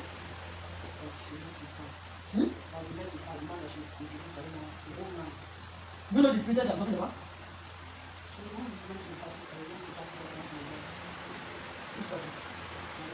Okay, so I'm going to say Canada. Not talking about the jail. Woman can buy the man pay me. But okay, only phone is no matter. Oh, my mami no. No block everything block it down. My not teacher, my wajadi. So she now said to me that I should be in my journey. Olu Alo. You know, they both Olu Alo yẹn. They were all fighting. He's also fighting that I'm not supporting pastors. That I don't follow. And nígbà míì, àwọn tó fẹ́ lò yẹn tó máa ń support wọn. Tó sọ pé wọ́n mọ̀ ìpò qualify. Wọ́n sọ lè ní pé bóyá mo rude sí former vice president. A lot of pastors, a lot of people, not even pastors, they will cost you your career. They will destroy you. You believe they love you. They don't actually love you because they want to use you to cover their ass. So wọ́n máa sọ fún mi báyìí pé vice president wọ́n fẹ́ lò and Olu Alo wà nínú àwọn group tí ó ṣe kìíní yẹn tó ti yẹ yín yẹn tí òun náà ṣe mọ̀ tí òun náà gbowó mà ní owó pọ̀ owó flow dáadáa ìgbà tó wá sọ̀rọ̀ yẹn èmi wá sọ̀rọ̀ mo wá sọ̀rọ̀ bó wá ṣàṣọ pé mi ò bá òfin mo tún sọ pé I don't pay for all these things ṣábẹ́ pé gbogbo ọ̀rọ̀ tí bá sọ fún lady yẹn apart from pé mo sọ lórí fídíò àwọn máa padà lọ sọ fún wọn kò pẹ́ kò jùlọ mo kàn rí Olu Alo lórí platform mi K1 mo kàn rí Olu Alo ní lórí platform K1 ọlásùnkàn mi máa ṣá ṣé ọlásùnkàn mi máa ṣá àbí ọmọ bọ́lá àwọn oníkọ̀ọ́ náà mo kàn rí ní ó kàn di lẹ́wà lára àwọn friend list yẹn ni mo wá ní pásọ̀ CAC lọ́dọ̀ orí platform K1 àní mo bá yẹ mo ti tẹ mo máa ń tẹ̀ sójú K1 dáadáa and tẹ́mi bá ti ń bá yàn sọ̀rọ̀ tí bá ń sọ̀rọ̀ tó ṣẹlẹ̀ tí mo rí pé ẹnìkan ó tún lọ dìmọ́ ẹni yẹn simply because èmi ò bá òun wọlé definitely mo ti mọ̀ pé something is fishy about this person apart from that mo tún wá rí pé ní wàá dúró sábẹ́ platform ẹ̀ bó ṣe ń gbàdúrà tó yẹ tó máa raise prayer point mo rí pé mi ò move mo wá jáde níjọ́ náà mo wá sọ fún lady yẹn mo ní Olu Alo tèmi rí tí wọ́n pè dáàdì mo ní mo ti lórí platform K1 mo ní K1 is diabolic mo wá sọ lórí life mi mo ní very soon sí wọ́n máa bẹ̀rẹ̀ mo ní wọ́n máa ní ìkọ̀kan máa ní ìkọ̀kan ṣe ìkọ̀kan nínú àwọn parents tó bá yẹ brain kò pẹ́ kò jìnà ní wọ́n bá sọ pé bàbá Olú Alo kú kò pẹ́ tí mo lórí platform ké wọ̀nyẹn mo ní kò ní pẹ́ sí mo ní àwọn diabolic people they always romance themselves tí wọ́n bá jẹ́ kó má jẹ́ pastor ni wọ́n kó jẹ́ àfáà ni wọ́n àfáà yẹn máa romance pastor kò jẹ́ diabolic á romance olórin tó bá jẹ́ diabolic á romance politician tó bá jẹ́ diabolic they will show you that ìkànnì wa àwọn olóma ń bá onígbọ̀wọ́ tí àwọn ọmọ ò bá bá wọn onígbọ̀wọ́ àwọn ọmọ máa tẹ́ àyà I saw him and I told that lady that ẹni tó jẹ́ pastor nìyẹn tó máa ní kí mi máa dó sábẹ́ tí wọ́n pè ní dájú àbí mo sọ fún princess ìyá àbèjì tó ń ṣẹ́ẹ̀kì ìyá àbèjì fún mi ṣẹ́ẹ̀kì ìyá àbèjì mo ní ìyá àbèjì torí mo máa yẹ bí ìbejì láti mọ wọn ìbejì ni kò bẹ́ẹ̀ pẹ̀lú ń gbé you understand ìyá àbèjì ìjẹ̀bú fún mi ìjẹ̀bú yẹ báwo wíwà ní sí ẹ̀mẹ̀ tó yẹ wọ́n sọ so mo ní pé gbogbo wọn nígbà yẹn they want me to support débi pé mo bèrè lọ́wọ́ wọn pàtí wọ́n bá mi sọ̀rọ̀ tí àbèjì bá mi sọ̀rọ̀ tó kẹ́ Olú Alo ìbọ̀ tó dábòlè máa sọ pé bí a mọ̀ ń pa irọ́ tí mo fi mọ̀ pé even K1 tí mo fi mọ̀ pé wà ní fíìlì wọn àti wọ́n wà ní kúrú yìí mo wá sọ fún ìyá àbèjì mo ní tẹ́ bá fẹ́ kí n gbé president Bola Ahmed Tinubu sẹ́gun ọtí di president tẹ́ bá fẹ́ kí n gbé Aṣíwájú sílẹ̀ mo ní òkè mo gbọ́dọ̀ tẹ́ máa ṣe mo ní try kẹ́ fún mi lówó mo ní you want to buy my love àbí lára àwọn group wọn ni mo ní try to buy you want to buy my love mo ní okay pay for it mo ní when you pay for it then I will match okay lórí owó ni mo ṣe léyìí it's going to be a contract basis and I must give my service for the money paid ó wá pè lọ́wọ́ mi ipe àwọn máa bet ní pé president Tinubu wọn ọ̀pọ̀ wọn president wọ́n ní bó ṣe sọ ni mo fẹ́ sọ wọ́n ní Tinubu ẹ má bínú dájú omi òwe lórúkọ kò lè fún mi sísì ní èrè kọ̀ọ̀kan bà lọ́wọ́ wọn ò lè fún mi ní anything pé kí wọ́n ti fún mi látọ̀dún tèmi ti ń pariwo wọ́n ní kí wọ́n ti ṣe fún mi wọ́n ní mi lè rí kọ̀ọ̀kan bó lè wá ní ẹ̀yin náà tẹ́wọ́ sọ pé ṣe bí naturally ni mò ń gbé wọn tí wọ́n bá dẹ̀ fún mi ní kọ̀ọ̀kan tó bá dẹ̀ fún mi má dẹ̀ gbé lẹ̀ bọ́tí ń sìn ẹ̀yin lẹ̀ fẹ́ rà lọ́wọ́ mi ẹ sanwó àbí àwọn fẹ́ rà àkọ́kọ́ tó lòwò sanwó so kúkú wọ́n tẹ̀ bá ti sanwó jẹ́ kí máa gbé tí mò ń gbé lọ náà kàkúkú mọ̀ ṣẹ́tọ́ ní sàn Olu Alo was one of them bẹ́ẹ̀ ni òun sórí àlọ́ gbogbo ọ̀rọ̀ tí mo ti ń sọ nípa ọ̀dà CAC àti pásítọ̀ sí òdà gbogbo ìgbà yẹn ló ti ń sáré kàbàkàbà ló ti ń wá ẹni tó máa mọ̀ mí because ìdá actually nǹkan tí ẹni wá ń ṣe lónìí ó believe pé one day èmi náà ń kọ́ ọ̀rọ̀ yẹn wọ́n lè gbé ọ̀rọ̀ yẹn wá sọ́dọ̀ mi ìyẹn ọ̀rọ̀ tó wá leak lónìí o but mo ń sọ fún yín ọ̀dọ̀ jẹ́tí nìyí pé pastor professor former vice president wọ́n fẹ́ kó jẹ president ìbáyìí all of them tó bá jẹ́ pé àwọn ló jẹ president náà wọ́n kò máa lọ bá wọn láti cover ass wọn ni fún àwọn atrocities for the love that ẹlòmíì ní sí is not pure it's not genuine just for their secret not to be open and wọ́n dẹ̀ ló ṣẹlẹ̀ ó pọ̀ káàkiri bẹ́ẹ̀ ló ṣẹlẹ̀ lórílẹ̀ Nàìjíríà look at it today tí ìbàjẹ́ pé gbogbo wọn máa padà wá settle ó jẹ́ pé ọ̀rọ̀ bí ìbọn kò lè settle mọ́ nǹkan tó bá rántí àwọn ẹlòmíì tó betray àgbogbo nǹkan bí ìbọn ṣe ti rí tẹ́ bá tún jà tẹ́ bá tún settle mọ́ ẹ nílé trust ara yín mọ́ forever àwọn pastor àtàwọn tí ò ṣe pastor wọ́n ti cause a lot of people to betray each other tó jẹ́ pé you cannot trust each other again forever so títí sínú wọ́sà now Olu Alo where is your wife wọ́n ní ìyàwó èèyàn wọ́n máa ní kí ló kún ẹ̀ ìyàwó ẹni tó ẹni tó bá òun yẹ that's ìyàbẹ̀ ṣe ẹni kó pretty tẹ́tí let me show your face the last time tó pè mí tó fi mí ṣẹlẹ́yà ní Canada ìyẹn woman tó fi mí ṣẹlẹ́yà ní Canada kí n tó travel wá sí Nàìjíríà ó tó 2 months later mo wá travel because mi ò ń bá sọ̀rọ̀ mọ́ láti jẹ́ kí wọ́n mọ̀ torí tó má kàn dédé gbogbo wọn máa pè ẹ́ ẹni sì báyìí àti triplet wọlé ẹbí ló dẹ̀ rí gbà báyìí wọ́n máa fẹ́ ṣe lẹ́yà báwọn ṣe ní mọ́tò káàṣì làwọn ra mọ́tò kan $10,000 làwọn rà wọ́n ṣàmà sọ̀rọ̀ oríṣiríṣi agbègbè wọn tèmi náà bá ní ìdíje bọ́ ẹ̀ máa sọ fún wọn ìtẹ́mi náà dẹ̀ ti nígbà mi àwọn ọmọ òtí ni bọ̀tẹ̀ tó níyẹn kékeré tó níyẹn wọ́n máa fi tọ̀mẹ́ntì ẹ̀ Olu Alo gbogbo pátápátá tó ń sọ wọ́pọ̀ báyìí tí wọ́n sọ pé Professor Yemi làwọn need kì í ṣe bẹ́ẹ̀ ni wọ́n sọ pé Professor Yemi làwọn need tó pẹ̀lú oríṣi èpìtì àmọ́ lè èpìtì yà àwọn náà Professor Yemi náà lè má jẹ́ kó fẹ́ ṣe orúkọ bẹ́ẹ̀ yẹn báyìí but pastor are part of people who push who spoil all this relationship ó possible kó jẹ́ pé lónìí gan kó jẹ́ Professor Yemi táwọn èèyàn bá fẹ́ ṣe bí do or die ó jẹ́ àwọn náà máa jẹ́ president bẹ́ẹ̀ ni mo sọ àwọn èèyàn máa ń kọ ìwé o rẹ́sà dẹ̀ ní èèyàn wọ́n tún máa ń pa ìwé rẹ́ john star so woman yìí èmi máa ń láì kọ̀ fáwọn ọmọdé kí ìyá mi ti gbé.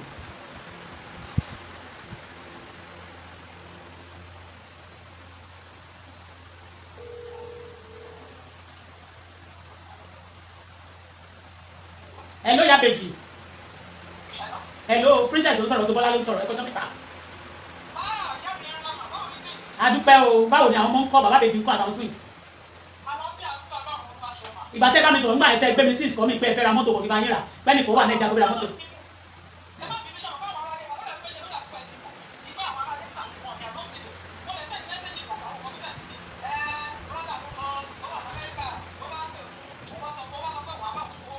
okay okay okay ẹ̀ lọ́wọ́ pé màdà bọ̀ tí ń sìn ìyá àbèjì dáàdi yín Olu Alo níbo ló fi ìyàwó ẹ̀ sí. okay kò yé yín ìgbà tẹ́ ẹ sọ pé kẹ́mi máa lọ tẹ́rí mi sábẹ́ ìgbà yẹn tẹ́ ẹ sọ pé àwọn chọ́ọ̀chì àwọn kan ni wọ́n fẹ́ lò gbà yẹn ṣe kí ni mo sọ fún yín mo níbi òmùfù lábẹ́ Olu Alo ẹni dáàdi yín ni mo pè lọ́wọ́ ní mo nígbà tẹ́ bá pe ẹdúró làbèjì mo nígbà tẹ́ bá ń pe Olu Alo ní dáàdi yín mo ní ìyá ọkọ yín ẹni oní how old is your husband you said 60 something mo ní kí lè pe ọkọ yín níbo ni ìyàwó Olu Alo wà tí Olu Alo tí láti ìbejì bá ṣe yín bí Olu Alo ṣe ìyàwó ẹ̀ ń sìn ẹ̀ màmá nígbà yẹn lọ́hùn jọ ten convince me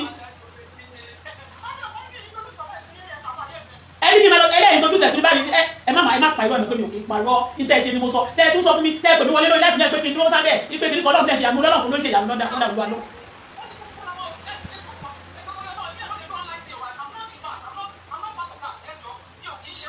no ẹ dúró náà ṣe ẹ̀bùn Olu Alo mọ́ ti fi ṣe dáàdì mímọ́ ṣe bẹ́ẹ̀ sọ pé blood of Jesus sísìn ẹ́ bíbélì sọ pé ẹ ṣe wádìí ohun gbogbo dájúdájú kẹ́ẹ̀dẹ̀ tí ẹ tó bá ń di òtítọ́ tó ṣe òtítọ́ rẹ̀ mọ́ ọ̀ndà àmọ́ ti dábàá tẹríba sí náà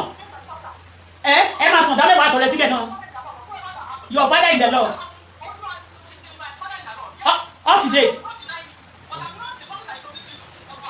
Did I tell you that Olu Alo collected money or I say I'm not believing in his ministry. That's what I told you there. I didn't believe in his ministry. And that time they said they want Oshibajo, Professor Yemi Oshibajo. In spite of it now, all of people want because they want to oppose on President. I mean, Vice President Oshibajo was not there. That so that they can cover their secrets. That is how they did for you. If I'm telling you a story, I don't lie. But today now, he's not introducing a lot to me. Did I tell you I go to Alo? He tell you want to introduce a lot to me. I say I'm not interested. Anointing. Èmi ó ní ojú pásọ̀ tó máa fi gbá mi ní ló máa fi gbá mi ní ló máa fẹ́ ló fẹ́ fi gbá mi wọ́n gbá mi for 30 something years you think I joke. Àwọn pásítọ̀ tí mo sọ wọ̀nyẹn wọ́n ń ṣe gbé bàbá ní Olu Alo bá rí wọn ló máa pè wọ́n Olu Alo náà máa lọ ó lọ sí ṣọ́ọ̀ṣì Àánú Òjó náà tá Àánú Òjó kúnlẹ̀ sábẹ́ mo ní kíní yẹn mo kọ́ bẹ́ẹ̀ mo bà tí mo fi sọ̀rọ̀ Àánú Òjó yẹn ó gbóni tí wọ́n ti sọ pé mo sọ̀rọ̀ mo ní bàbá this Olu Alo mi go there they want vice president of Oshibajo there to be a president by fire by force because to cover their asses. Ìgbà tí mo ń sọ̀rọ̀ ibi Àánú Òjó náà ṣe kàn fún mi ó sáré lọ sí alákejì ni ó sáré invite Professor Yemi Oshibajo sí alákejì ni to cover their ass. When they will show you, they will now post it on the media that they have people that are actually tough, that is big. So if you mess up, they are going to finish you up. Shebi, I love the line. The father of my baby died for it. My gentleman, I am a child of God, but they must along to me against my father. But nobody can force any bullshit on me. Initially, because nobody pay my bill, nobody care for me when I laugh, nobody pay my ticket to abroad. I pay for everything. So nobody can post any idea on me. So I just want to call you now. Why you want to stop me? Actually, the Bible wants me to go. What is it? She's the Jabu person. She live in Abuja. They built a house in Abuja. Then, keep President Tinubu to Abuja. Also, Banye vice Loshi was vice. Our daddy, Kero Komo, Baba Buhari, I want to empower Banye. Nítorí that Timo sọ. But we are not in charge. They want somebody to also come see one. I may not be lacking today. Only people who come to manage one will show you go so fancy. Iba, sorry, Bíbélì kò sọ fún nínú ayé ama yogun. Mi ìgbọ́dọ̀ sọ pé mi tí bá sọ pé torí pé àwọn èèyàn fẹ́ fún mi ní tí ò lè tó máa destroy future mi. Tí wọ́n sọ pé mo kò fẹ́ bá tó máa jẹ́ kó mi dán for some time. Then mo fẹ́ bá future ara mi jẹ́ ni. But káwọn èèyàn fi mílẹ̀ pẹ̀lú ayé mi pẹ̀lú Ọlọ́run máa ṣe ìyanu fún mi. Torí pé mo ti ń jẹun kí n tó mọ àwọn kan. Mo dẹ̀ ti ń ṣe dáadáa náà kí n tó lọ sí ìlú Canada. I call her now. Mo ti block ẹ̀ lórí fóònù mi tó máa fi pè mí. Because the day she was calling me last time, that one I was crying. Lórí media pé why you deny me from my thing? Because àwọn kan fẹ́ kí n jókòó síkù bẹ́ẹ̀ èmi á ní mo fẹ́ move forward. The people that àwọn kan máa fẹ́ oppose àdíà níbi lórí tí wọ́n san tíkẹ́ẹ̀tì náà ní kò kọ́kọ́ ṣe fún lóore simply because níbi ikú bẹ́ẹ̀ yẹn wọ́n ti láwọn èèyàn tó wà bẹ́ẹ̀ tó máa ronú láti máa torment me. You cannot control me when you are not feeding me. Anybody tó máa control me òun náà ní tọkọ máa fi òkú àmì sílẹ̀ lọ́wọ́ ẹ̀ tó dẹ̀ love me ni tó take care of me. Tọkọ gbọ́n bá fẹ́ mi tí ò bá ti responsible ni ò ní obey. I will never obey anybody that's not responsible in my life. Àwọn yìí woman yìí lẹ́yìn sẹ́ni a máa torment mi olùmọ̀ṣọ́ kọ́kọ́ ṣàlẹ́jẹ̀ sí wípé ṣe bẹ́ẹ̀ lẹ́rẹ́ ra mọ́tò mi a máa sọ̀rọ̀ ẹgbẹ́ lẹ́rẹ́ tí wọ́n ra mọ́tò torí pé wọ́n ní pé láti wà tí President Tinubu dẹ̀ ti débẹ̀ pé ṣé mo dẹ̀ ra mọ́tò kan mo dẹ̀ ta mọ́tò kí President Tinubu tó dé power ni mo ti stop láti gbé mọ́tò bàtí Vice President náà wà ní power báyìí wọ́n máa sọ fún pé mi gbúdọ̀ kó mọ́tò wà náà ìgbà mi ìmẹ́ tó sọ ókè tí àwọn náà bá help mi báyìí ṣé wọ́n máa tó mọ̀kọ́ tó ṣẹlẹ̀ sí mi táwọn gbà tó wà pàpà lára nǹkan tí mi ò fi support wọn ni o tó bá support mi tí ó jẹ́ pé wọ́n listen sí mi àbí tó ń ṣàánú fún mi náà gbà tó dẹ̀ wọ́n kékeré lọ́ọ̀ mi wọ́n lè support wọn wọ́n wá sí Canada wọ́n mi wọ́n ní bí mo ṣe ń ké tí mo ní wọ́n tọ́jú mi torí pé gbogbo ọ̀rọ̀ táwọn èèyàn sọ àti pẹ̀tí ọ̀tọ̀ pẹ̀tí ọ̀tọ̀ balẹ̀ people the Canada government actually believe it then torí ẹ̀ gbogbo àwọn tó ṣe iṣẹ́ ní Nàìjíríà bí irú wọn mo ṣe ń sọ fún yín by God's grace ẹ ṣì máa jẹ ìyá yín ó lè pẹ́ ó lè dàpọ̀ láìta láì ẹ ṣì máa jẹ ìyá yín lágbára ẹlẹ́nu rẹ̀ àdàbí tẹ́ pé mo rọ́ mẹ́ni bọ́dì this one call mi ò mọ̀ rí bí mo ṣe sọ ìbọ̀ tọ́jọ́ kan ni wọ́n máa mọ̀ yọ̀ and nígbà yẹn àwọn pásọ̀ yìí wọ́n bá mi jà ní ìlú wo lè rí mo ti travel dáadáa mi ò rí ìlú tí ṣọ́ọ̀ṣì pọ̀ tó Nàìjíríà ní street mi tí mo wà tó bá dé street kan wà á bá ṣọ́ọ̀ṣì bíi mẹ́wàá wà á bá ilé mẹ́jọ ṣọ́ọ̀ṣì mẹ́wàá ilé mẹ́jọ ṣọ́ọ̀ṣì mẹ́wàá ilé mẹ́jọ mi ìsàlọ́ kò dákẹ́ ọ̀ma sọ̀rọ̀ bá jẹ́ pé bó ṣe ń pe Ọlọ́run Nàìjíríà tí gbogbo bá ń pe Ọlọ́run àti mọ́ṣáláṣí gbogbo ẹ̀ kò yẹ kí atrocity pọ̀ báyìí lórí ẹ̀dọ̀ wa àwọn Yorùbá tó pe tó jẹ́ Christian ìlú àti Igbo atrocity diabolic wọ́n pa ìmọ̀ àwọn ló ní jù wọ́n ṣe kó wọ́n tẹ̀ pa ènìyàn máa tẹ̀ wé tẹ̀ máa lọ sí no wọ́n ṣe yamayama wọ́n pa òkú olókùn wọ́n lọ sọ́sí kànga wọ́n gé orí ẹ̀ wọ́n gé ẹsẹ̀ wọ́n ṣe yamayama wọ́n máa fi ṣòwò ìwọ́n á jẹ́ tó máa jẹ́ bẹ́ẹ̀ ní ìlú tó ní ọba tó ní ìjòyè tó dẹ̀ wọ́n dúró lọ́ọ̀tà ní churches reason why ṣe nígbà míì when you ti máa move fún yàn I wait for appropriate time ṣe é gbé láti ọjọ́ yìí ṣe é rí pé mo sọ̀rọ̀ ṣe é rí pé mo dá sọ̀rọ̀ Olu Alo where is your wife a máa sọ fún Nigeria government a máa sọ fún United Nations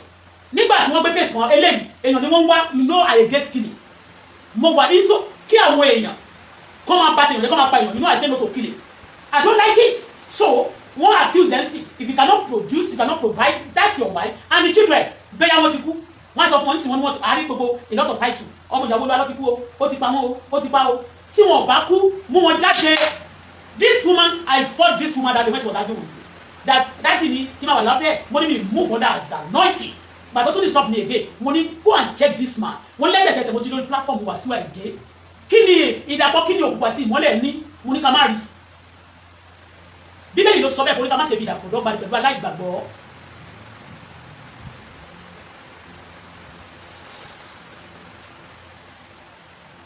wèrè kí lélẹ̀ kọ́ ókè ó ní ọ̀tọ̀ mo rò pé ó bú mi ni mo rò pé ní kọ̀rẹ́ síbẹ̀.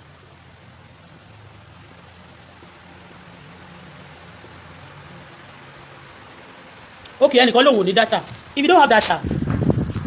ó ní data bójú ẹ ṣe fine tó yìí data one thousand ó ní ó ní data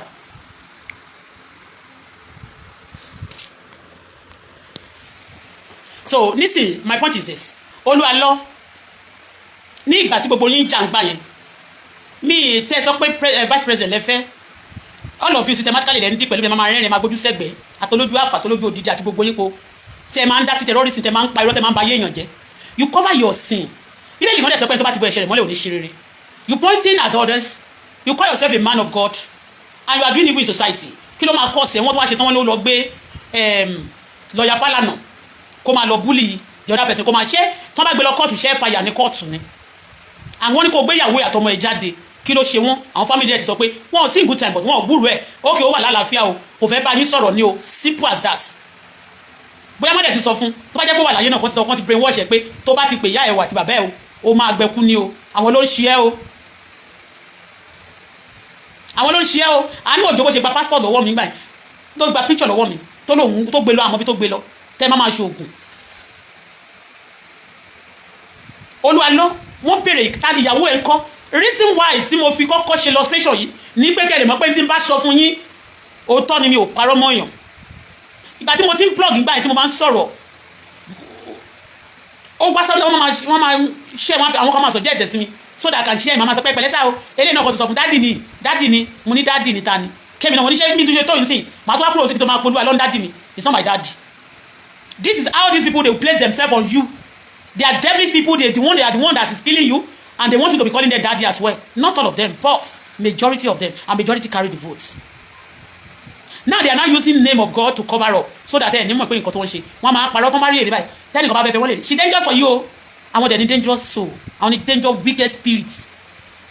mo pe woman yìí ṣe pé máa sọ òun kọ́ lóun introduce ọdún alọ́síbí ṣé mo sọ pé mo lọ sọ́dọ̀ Olu Alo rí àbí mo sọ pé ó introduce ẹ̀ mo lọ sọ pé kí n máa lọ Sunday ó sọ jẹ́sẹ̀ sí mi woman yìí torí pé mi ò gbà fún wọn nígbà mi ò gbé president Tinubu became president yẹn wọ́n mọ̀ wọ́n yìí fi mí ṣẹlẹ́yà títí tòní but ara wọn náà fi ṣẹlẹ́yà o torí pé we love last best torí vice president Yemi Osinbajo tó fẹ́ kó di president kó bá lè cover houses wọn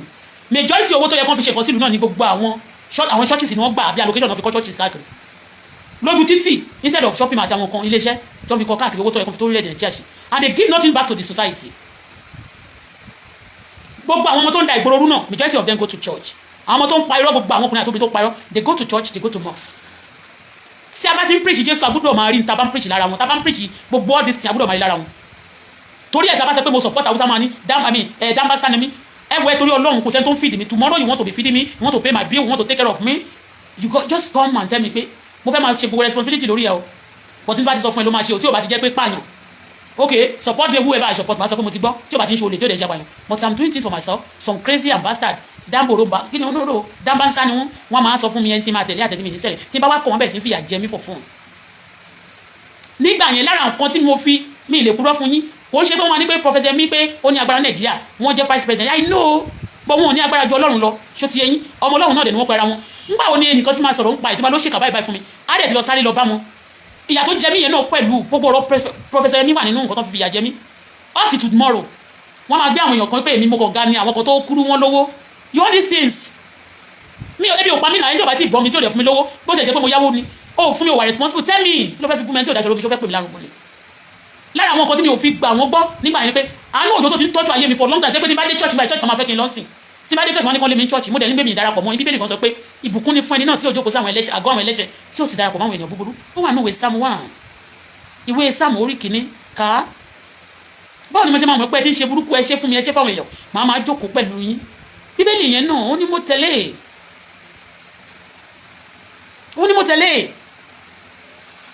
nígbà yẹn wúmà tí mo pè yín ó wà náà àwọn tó máa pè mí wọ́n máa pọ́ǹsì àìdí àlèmí lórí ni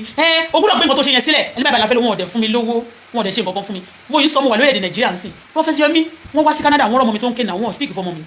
so tó gbogbo ṣe bí wọ́n bá lọ di president ṣé wọ́n bá fẹ́ ṣe dáadáa fún mi wọn ò ní bẹ̀rẹ̀ láti gbà yẹn pé ẹni a máa fight fún wọn ò fight fún mi náà so kí mi a máa fight fún wọn kí n máa support wọn láti di president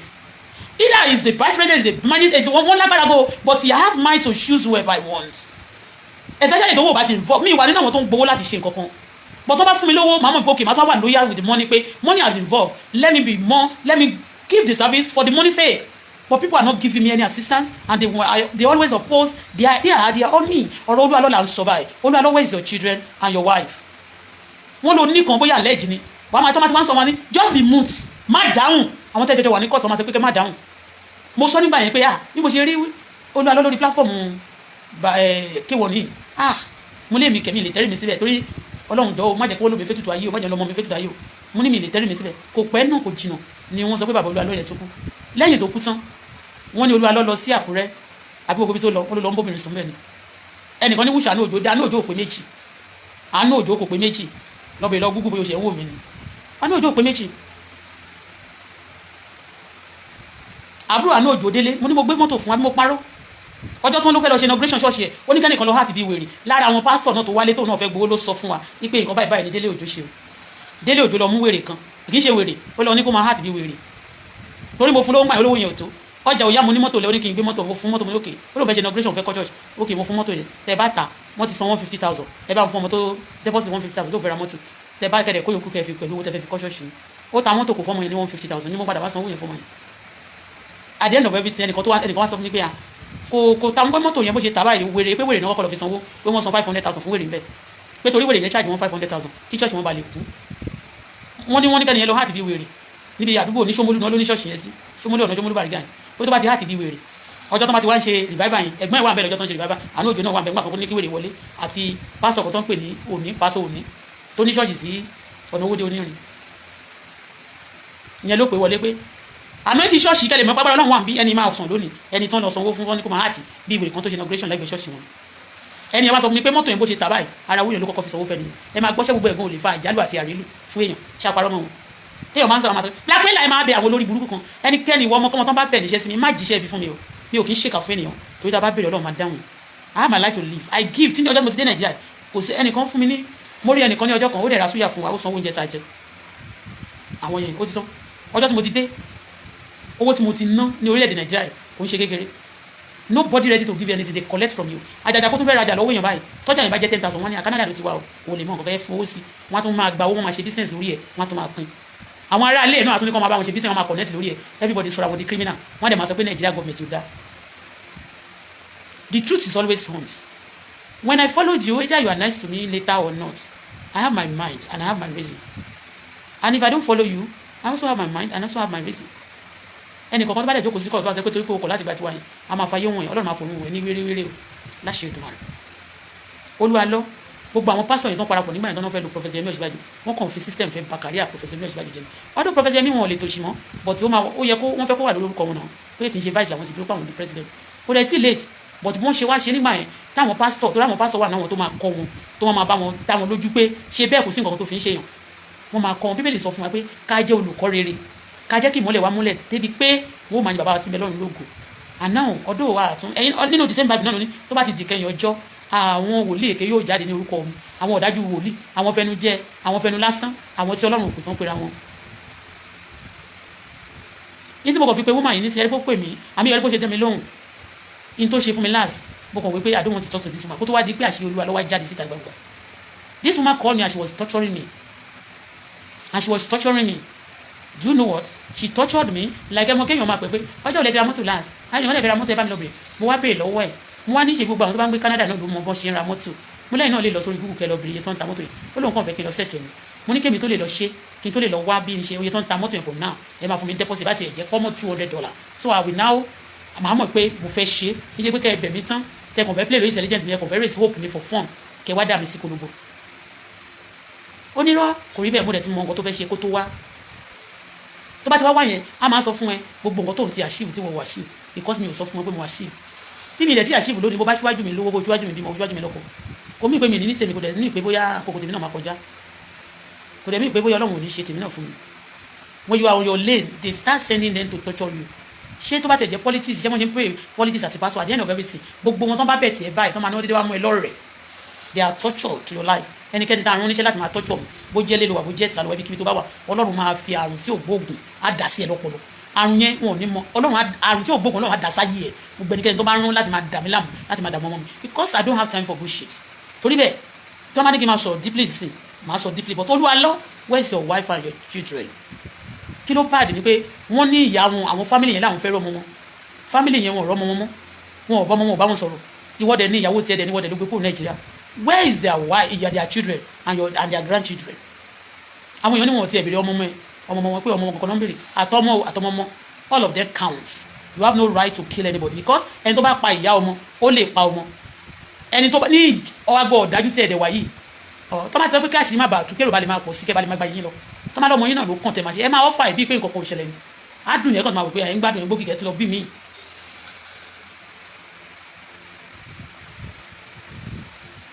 until now bí mo ṣe wá sí Nàìjíríà tó wáyá sí wọn máa sọ pé go to church ẹ rí mi tó yẹ pé mo lè kírun ni màá kírun Ọlọ́run kan là ń pè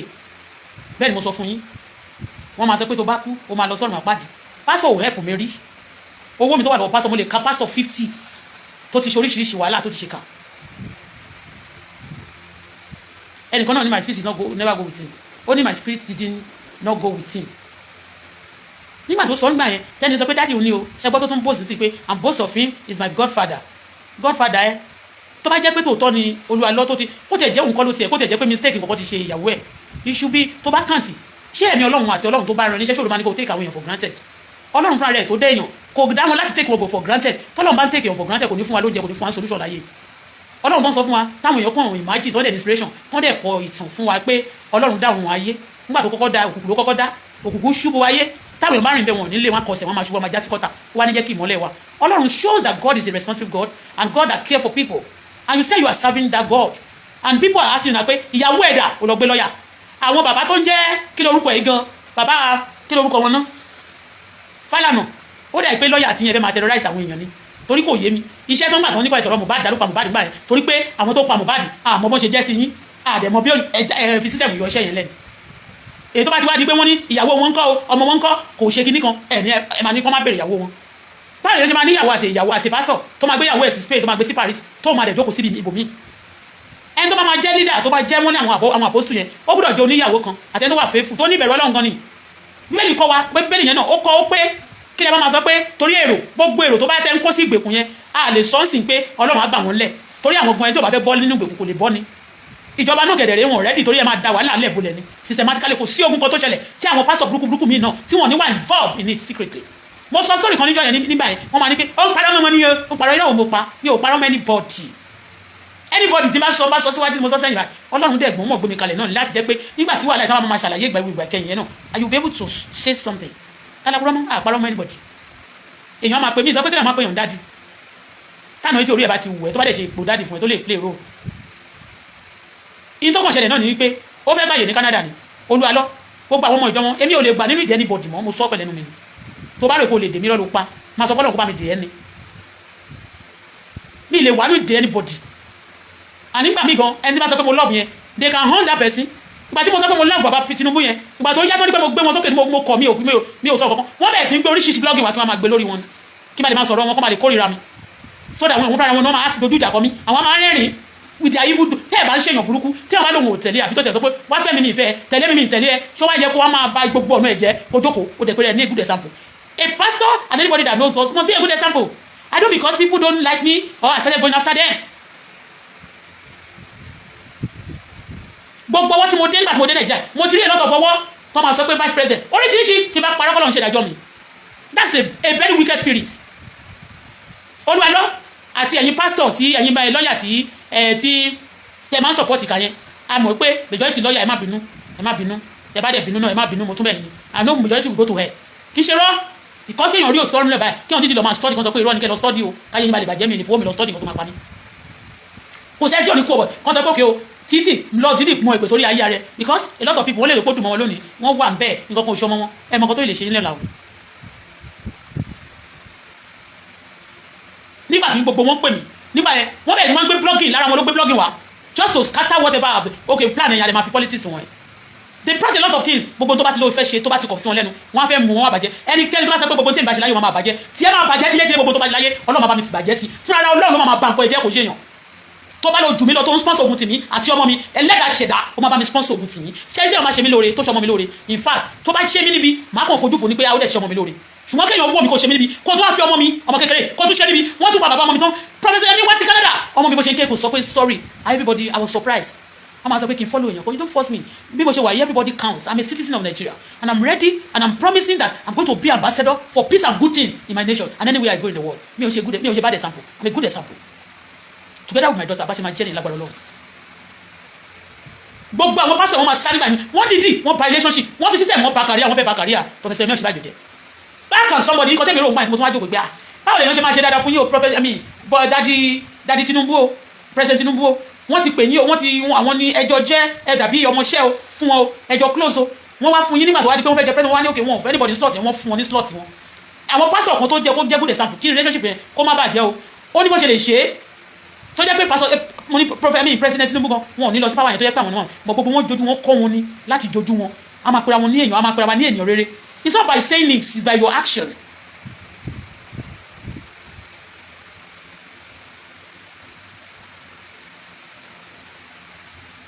gbogbo bí mo ṣe wà níbàyí tí n bá fẹ́ rajà nàìjíríà wọn ni wọ́n má ra fún mi o wọ́n má ta fún mi o gbogbo wọn bá da nàìjíríà wọn lè ta fún mi for what that's terrorism wọ́n máa sọ fún mi bẹ́ẹ̀ nìkan dájú ẹ lọ́tọ̀ ọ̀dẹ̀ rà fún mi kì í ṣe pé mo tọrọ lọ́wọ́ yín ní tí bá ti fẹ́ ṣe wọ́n ti máa disturb me that's a terrorism tàbá sọ pé àwọn Yorùbá máa ń ṣe terrorism wọn máa ní ọmọ ọ̀dà bá ń ṣàní Bọ́lá yẹn ẹ̀yin tẹ́jọ́ ọmọ kan kọ́ kí lẹ ṣe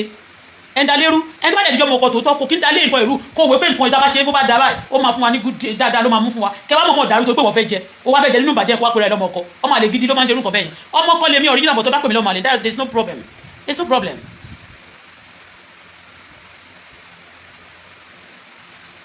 gbogbo àwọn tó bá dẹ̀ lọ́wọ́ nínú ogun tó fi jà mí Olú Alo wà mẹ́ta gbogbo wọn pátápátá ètò ti ní stroke gbogbo wọn tó ń lò gbà yẹn gbogbo ẹnikẹ́ni tó bá dìde ogun sí mi Ọlọ́run bá mi rọ yín lápá rọ yín lẹ́sẹ̀ Ọlọ́run bá mi tí Ọlọ́run ti bá ti gbàdúrà kó ẹsẹ̀ yín padà kó ẹsẹ̀ yín máa kán. ẹ fún mi lówó gbogbo ìyọ̀nà wọn fún wọn ò ní fún mi tí bá ti ṣe tán máa tó wà pósà ìjà lèmi lóbi pé mo jẹ́ ru yín. Olú Alo níbo ni ìyàwó ẹ wà àtọmọ gbọ́mọ ẹ jáde ROS a máa pe United Nations lórí ọ̀rọ̀ ẹ o where's your wife and your children?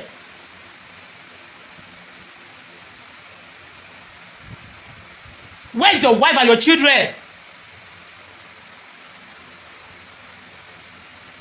tọ́ba láwọn tó ń ṣe wọ́n sáyìn àwọn tó máa treat obìnrin wọn yẹn sáyìn wọn diabolic spirit náà tó wà láyé wọn ló jẹ́ kó máa treat àwọn èèyàn obìnrin tó bá máa treat ọkùnrin náà diabolic spirit àti evil spirit tó wà láyé ẹ̀ ẹ̀mí èṣù ni mẹ́rin. Olu Alo, where's your wife and your children? Olu Alo, where's your wife and children? Àwọn people yẹn wọ́n ń bèèrè lọ́wọ́ ẹ̀ pé where's your wife and children? Àwọn sọ pé wọn ò ní right nílùú òyìnbó tí wọ́n ń tẹ̀yìn bẹ́ẹ̀ lọ fèrèfèrè tẹ́ máa sọ pé fẹ́ lọ gbàdúrà fún nílùú òyìnbó òyìnbó gan wọn ò ní ìdí àdúrà yín ó yẹ kó sọ pé òkè òyìnbó àwọn òyìnbó ní kó máa ṣe pásítọ̀ ìlú òyìnbó káwọn Nàìjíríà máa ṣe pásítọ̀ Nàìjíríà àwọn Áfíríkà ẹ̀yin tẹ́ máa lé jẹ́ tẹ́ ń bọ̀nà jẹ́ máa tún gbé ara yín lẹ́ máa tún lọ pọ̀ bí pé tẹ́ máa gbin èpò káàkiri sáàrin àlìkámà. Not all of you, but majority carry the vote. This one will come, máa involved nínú kíní kan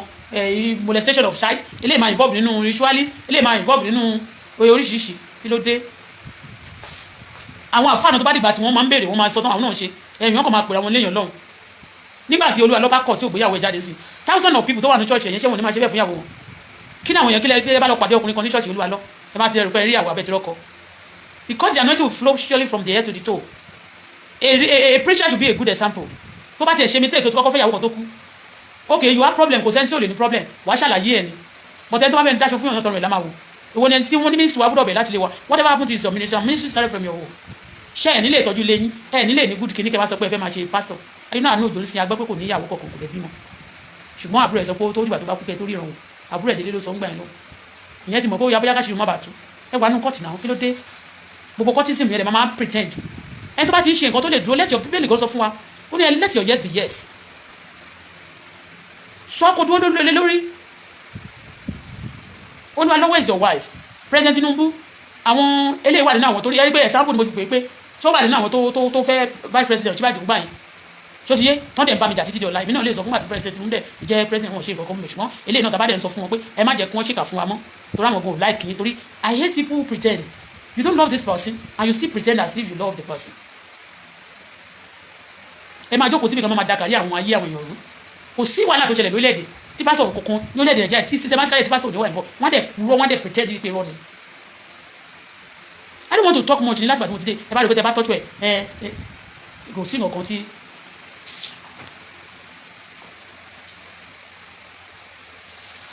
nǹkan tí òfin dákẹ́ ọmọ àkúrọ̀ iṣẹ́ ti rí ìyá ìjẹ́rí pé ìjẹ̀bù mo fi story ìyá àbèjì ìjẹ̀bù iṣẹ́ ti rí one of my phone mo fi princess story but iṣẹ́ ti rí pé ìyá àbèjì ìjẹ̀bù ni mo fi story sí iṣẹ́ ti rí ìyá àbèjì ìjẹ̀bù one of there are so many wọ́n ṣe pè mí láti Nàìjíríà wọ́n máa tọ́jú mi gbà yín wọ́n máa tọ́jú mi ẹni tí níbo ni ṣe kọ̀kọ́ fún mi nítorí wọ́n bá ṣe kọ̀kọ́ fún mi ẹ̀yin náà kò kú sí nǹkan tẹ́ ṣe fún mi ju pé ìpamílẹ́kùn náà ẹ sọ fún mi ìjà tẹ́ gbé mi màá dé church nígbà yẹn simply because wọ́n ti ṣe ìkà fún mi wọ́n mọ̀lẹ́ ti rí àṣírí kan àríṣà àwọn nìkan wọ́n máa lé mi ṣáṣáṣáṣá ní kí má bàa tó àṣírí wọn wọ́n máa lé ẹsẹ̀ yàn àbí kí tiẹ̀ bàjẹ́ kẹ́nu ẹ má gbọ́rọ̀ kó dìdàkudà wọ́n máa lè sọ pé o ṣe Ọlọ́run pé àdúrà àwọn yẹn ló ń ṣiṣẹ́ lára ẹ̀ wọ́n ṣèkà ni wọ́n fẹ́ káṣírí wọn tún ni o majority of people báyìí ló máa dè mọ́lẹ̀ so that ẹni tó bá ti wà nínú ìkákóso máa lè ṣàlàyé lójú ẹ̀rí inú ìdè tó wà ló máa fẹ́ máa ti bọ́ gbogbo ẹni tó bá lò máa dè mí kẹ́nu mi má bàa kọ́ Ọlọ́run máa gbé ẹ sínú ìgbèkùn gbogbo tó fa ayé ẹ̀ ṣe àárọ̀ àtọ̀sán àtàlẹ́ ẹ̀ ṣe Ọlọ́run bá mi sọ gbogbo ìpapọ̀ á dèyàn á máa sọ yín sí ìgbèkùn tẹ́ fẹ́ kí n lọ ilẹ̀ máa lo èmi ò ní lọ ìgbèkùn Bíbélì sọ bẹ́ẹ̀ fún mi ó lẹ́ni tó bá ní kẹ́mi Ṣadé èmi Bọ́lá èmi ọmọ màmá Tolúwa ní Jésù tó fún mi ayọ̀ méjì Olúwa ṣe fún mi màmá Olúwa rẹ̀ mi lẹ́kọ́ ó ní ẹni tó bá ní kí n lọ tó bá ní kẹ́mi àtọmọ mi náà lọ ìgbèkùn ó ní ẹ̀dá bẹ́ẹ̀ yóò lọ ìgbèkùn gbogbo yín tẹ́ bá fẹ́ kí n lọ ìgbèkùn financially materially morally and spiritually Ọlọ́run á sọ yín sí ìgbèkùn ní tọ́sí èmi àtọmọ mi àti gbogbo àwọn olólùfẹ́ mi very wicked soul.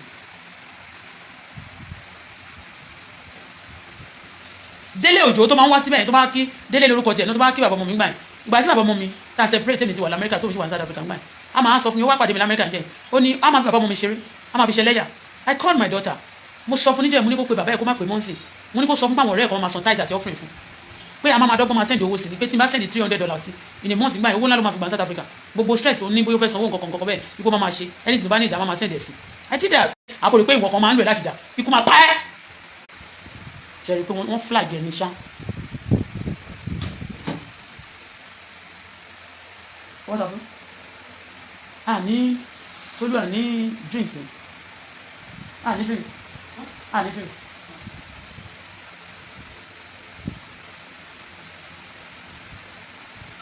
Yeah, baby, Pongoro. So yeah, Olu Alo remain my father and my father in the Lord. There's no way I will not deny him. Whatsoever anybody think about Olu Alo, I don't care. But if you're not obeying, and remember in my life, call on your show because you share.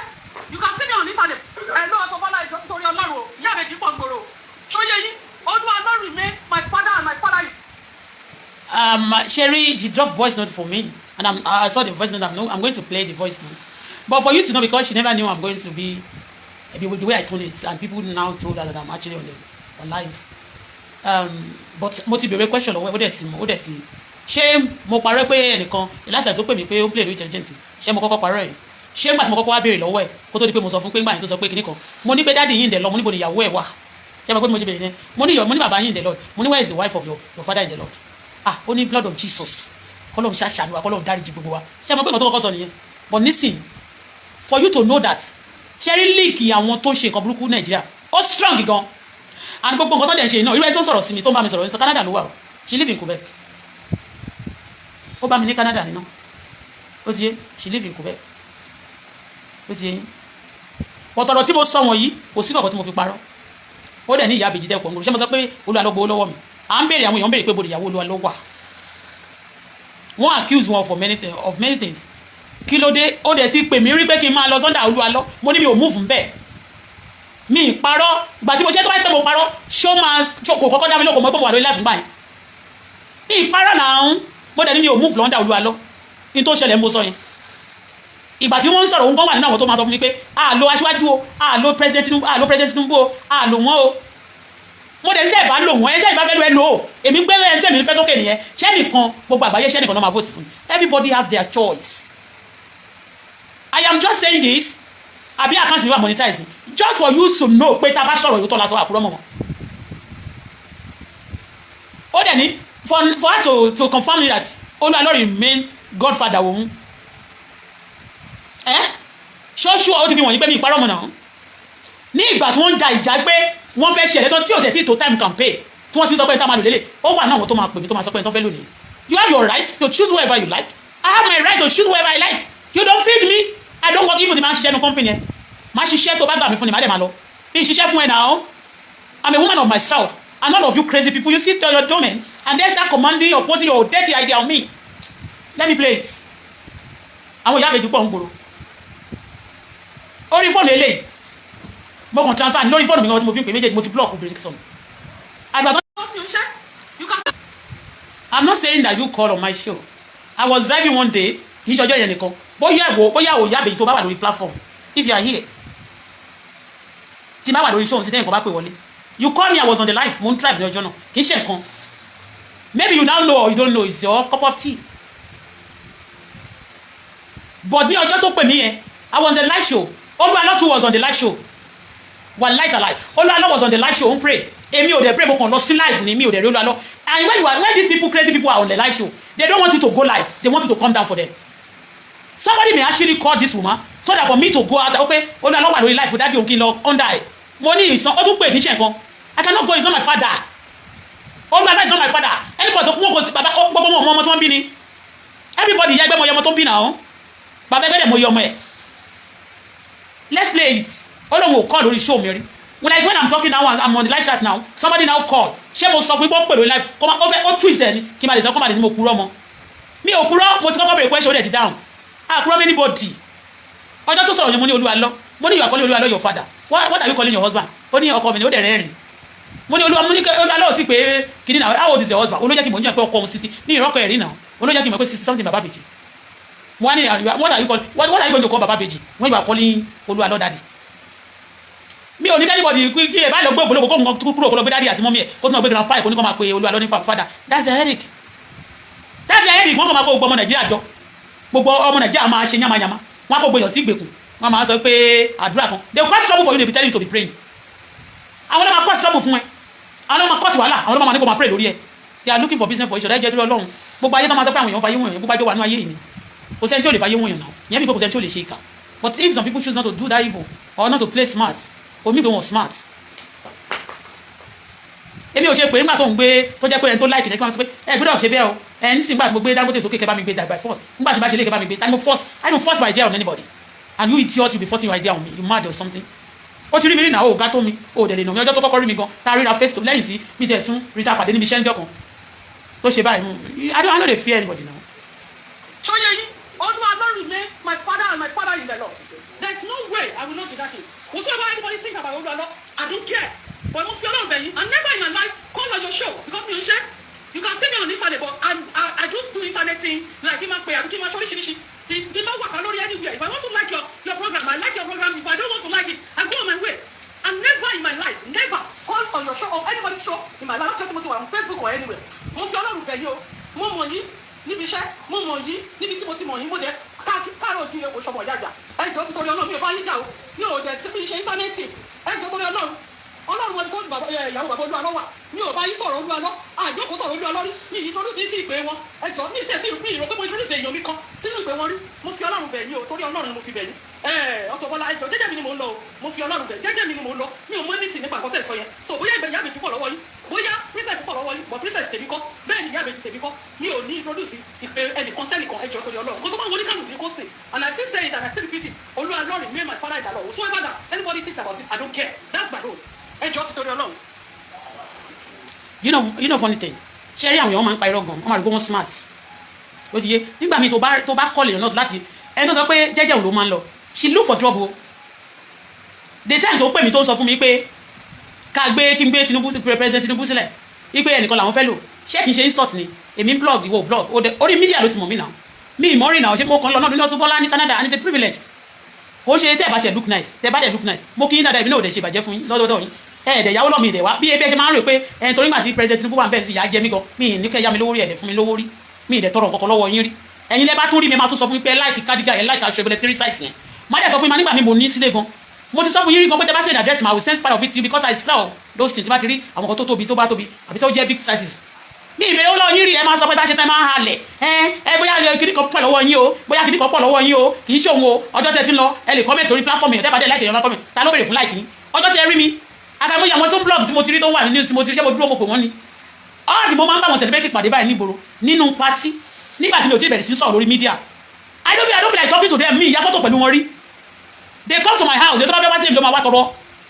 ìgbà tẹ́rí mi tẹ́ bá like tẹ́ bá look for trouble why you call me tẹ́ bá kàn ní pé Auto Bola ènìyàn ṣá àtàwọn àwọn èèyàn tí ò bá fẹ́ wọ́n kàn ní pé Auto Bola lóye wọ́n dẹ̀ dákẹ́ ẹ ṣe moot you come to me let's change your number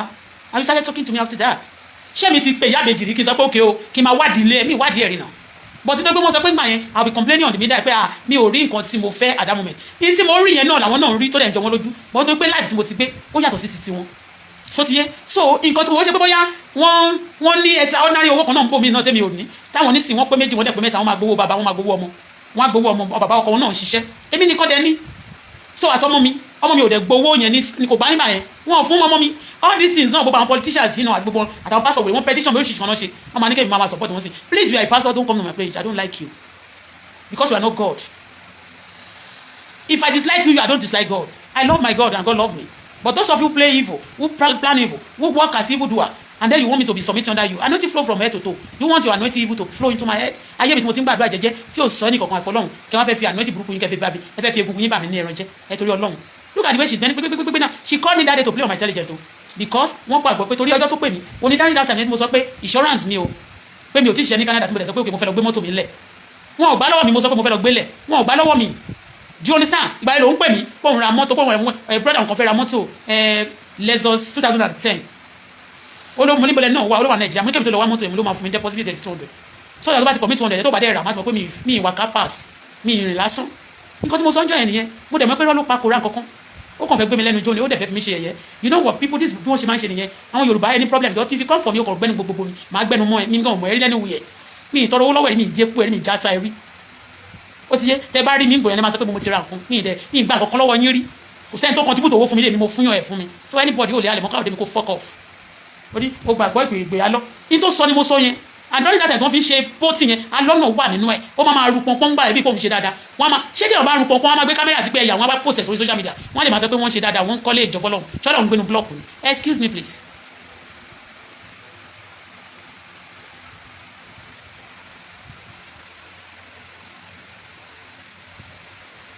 Who is a wicked soul? ṣé Olu Alo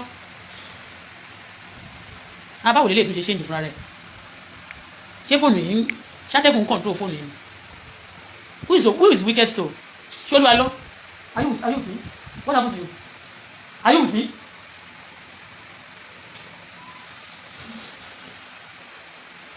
kí ló ṣẹlẹ̀? Talk to me.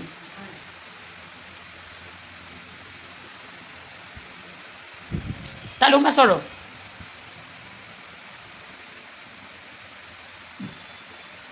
Who is a wicked soul?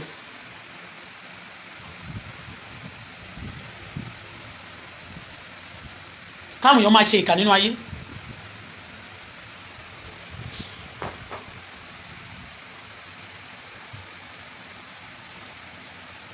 Níbo ni ìyàwó Olu Alo wà?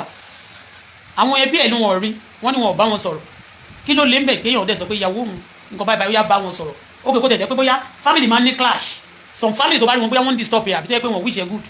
you can step aside for them but this one the case is not like that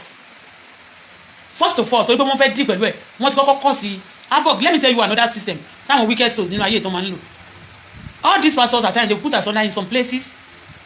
do you understand Nigeria mo wà yìí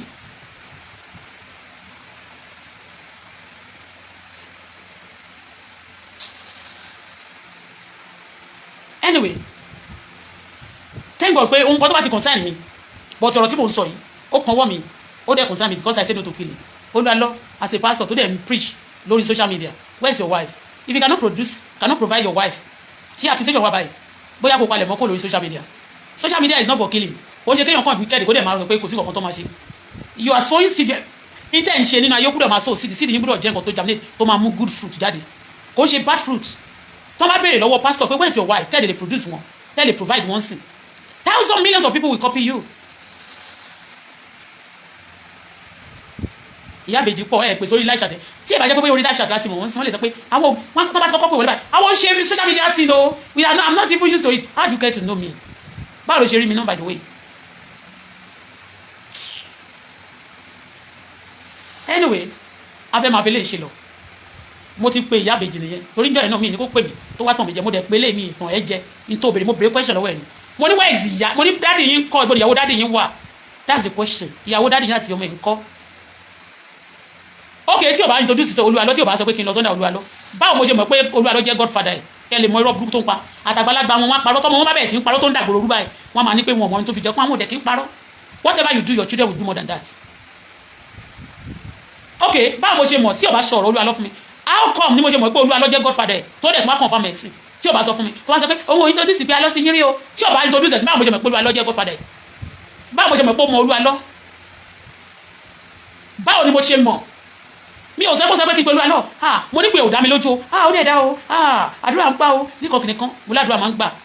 èmi náà kẹ̀dẹ̀ rèé gbogbo bàtí máa ń gbàdúrà tí máa ń jí lóru tí máa ń gbàdúrà yẹn lórí mídíà ni o they want to tell you that Olu Alo abẹ́ ti gbọ́ pé mi princess àbí Bọ́lá mi abẹ́ ti gbọ́ pé mo wà ní ẹ̀jẹ̀ àbí abẹ́ ti rí mímí tí wọ́n sọ pé mo yọ jújújú káàkiri nígbà tí mo ń gbàdúrà ni abẹ́ gbọ́ pé mo ní babaláwo àbí mo ní ìyá kò ní gbẹ̀jọ́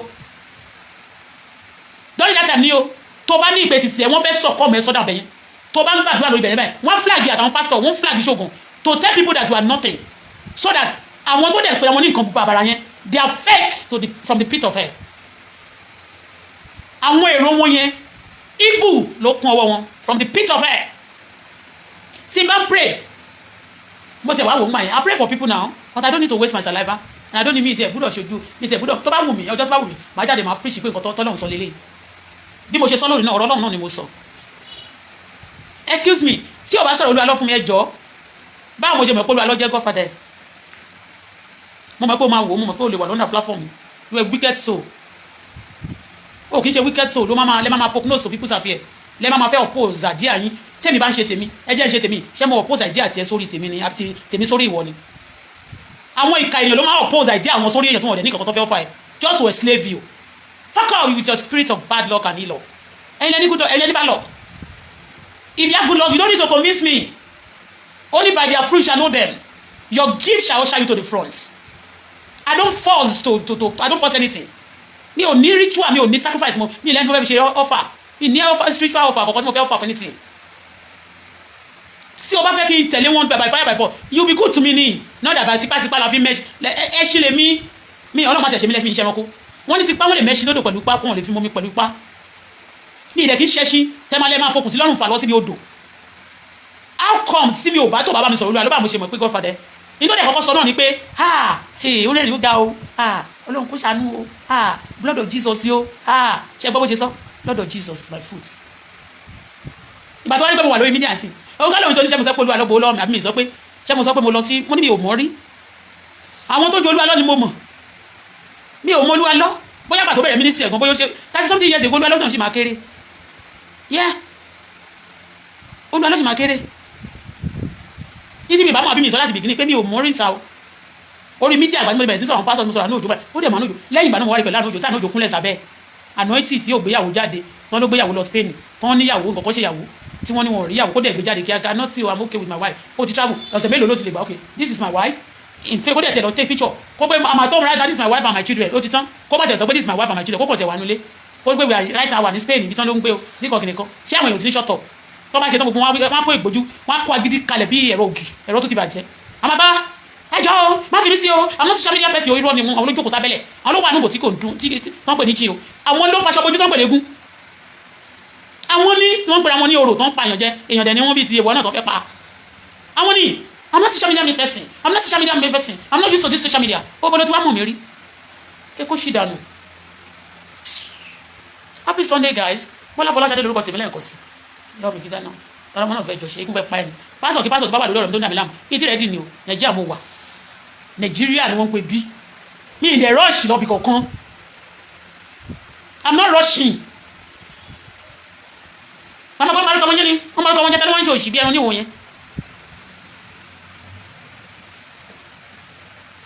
there was a time tí mo máa ń lọ sí ṣọ́ọ̀ṣì lójoojúmọ́ wọ́n máa lé mi báyìí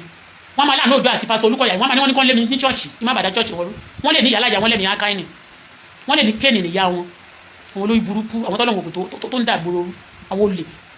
ẹni tọ́lọ̀ bá pè wá máa gbàdúrà ṣé mo ti ẹ ti ní tí ìgbà tí àti ẹ̀tútù dàgbà tẹ́lẹ̀ tábà ti ní ṣì kékeré máa sáka kìlọ̀ báyìí yẹn èèyàn lè já wa kulẹ̀ akójú sí Ọlọ́run à ń gbàdúrà lọ́sàn àti lóru a lè gbàgbé pé dídùn lọ́sàn wa máa sùn àsákiri àsáré kàbàkàbà.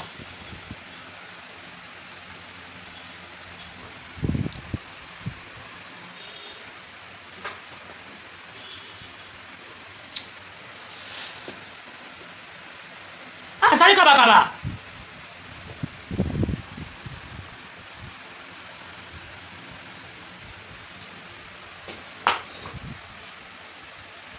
Olu Alo gbé ìyàwó ẹ̀ jáde àtọmọ ẹ̀ Ọlọ́run tí Olu Alo bá dé gbé ìyàwó ẹ̀ jáde Ọlọ́run jẹ́ kí àná etí tó wà lórí Alo tó fi ń ṣe bẹ́ẹ̀ yẹn Ọlọ́run jẹ́ kó flow sórí ìyábejì àpòrọ̀ mọ́ ni tako ni abatẹnijẹ́ wọ́n lè máa pẹ̀lú àwọn léèyàn kìdí láwùjọ.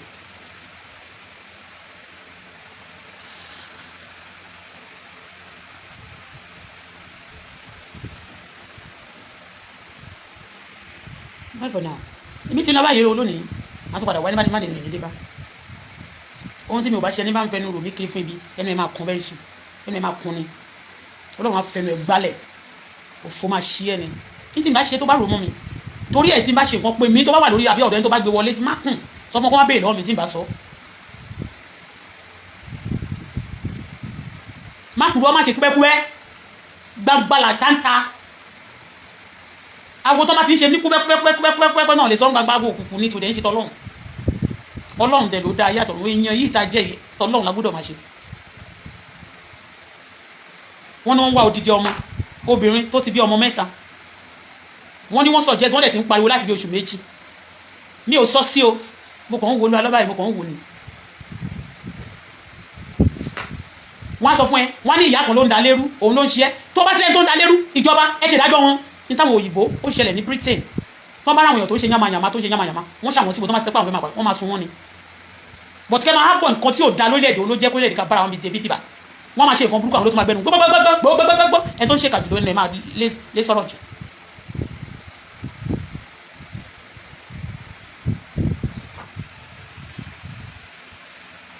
Okay, are you talking to me? You a bastard woman. Olórí burúkú. Ìyàwó Alọ́dà òun là ń béèrè yẹn. Ìyàwó Olu Alo, where is he? Where is the wife and the children? You call me bastard? Pé èmi ò kí ń fi wọ́n mi ò gbàgbọ́ kéèyàn máa fi èèyàn ṣe ètùtù torí àti ní animal kingdom tó bá jẹ́ torí ẹ̀ lè ṣe sọ fún mi pé bastard ni mí bá dààmú wá ṣe ń gbọ́ ọ̀pọ̀ tó ń jẹ́ bẹ́ẹ̀ ni pé kò sí wàhálà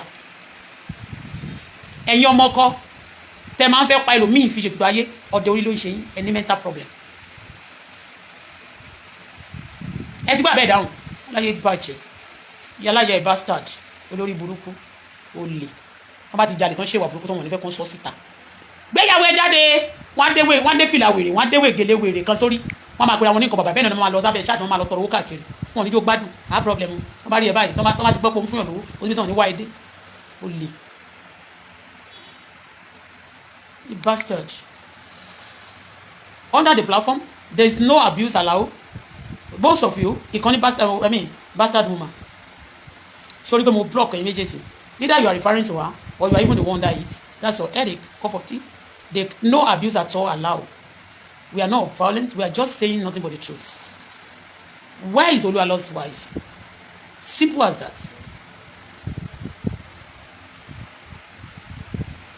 Ṣé bá ti fẹ́ ra mọ́tò automoto ni mi o, Auto Bola. Mọ́tò ẹ pè mí.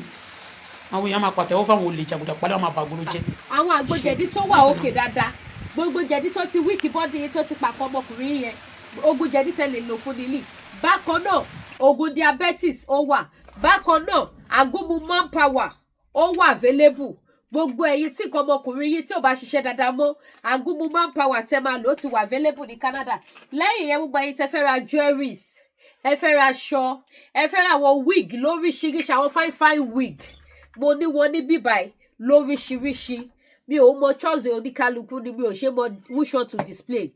Ni mo ṣe máa ní tẹ́ bá ti pè mí,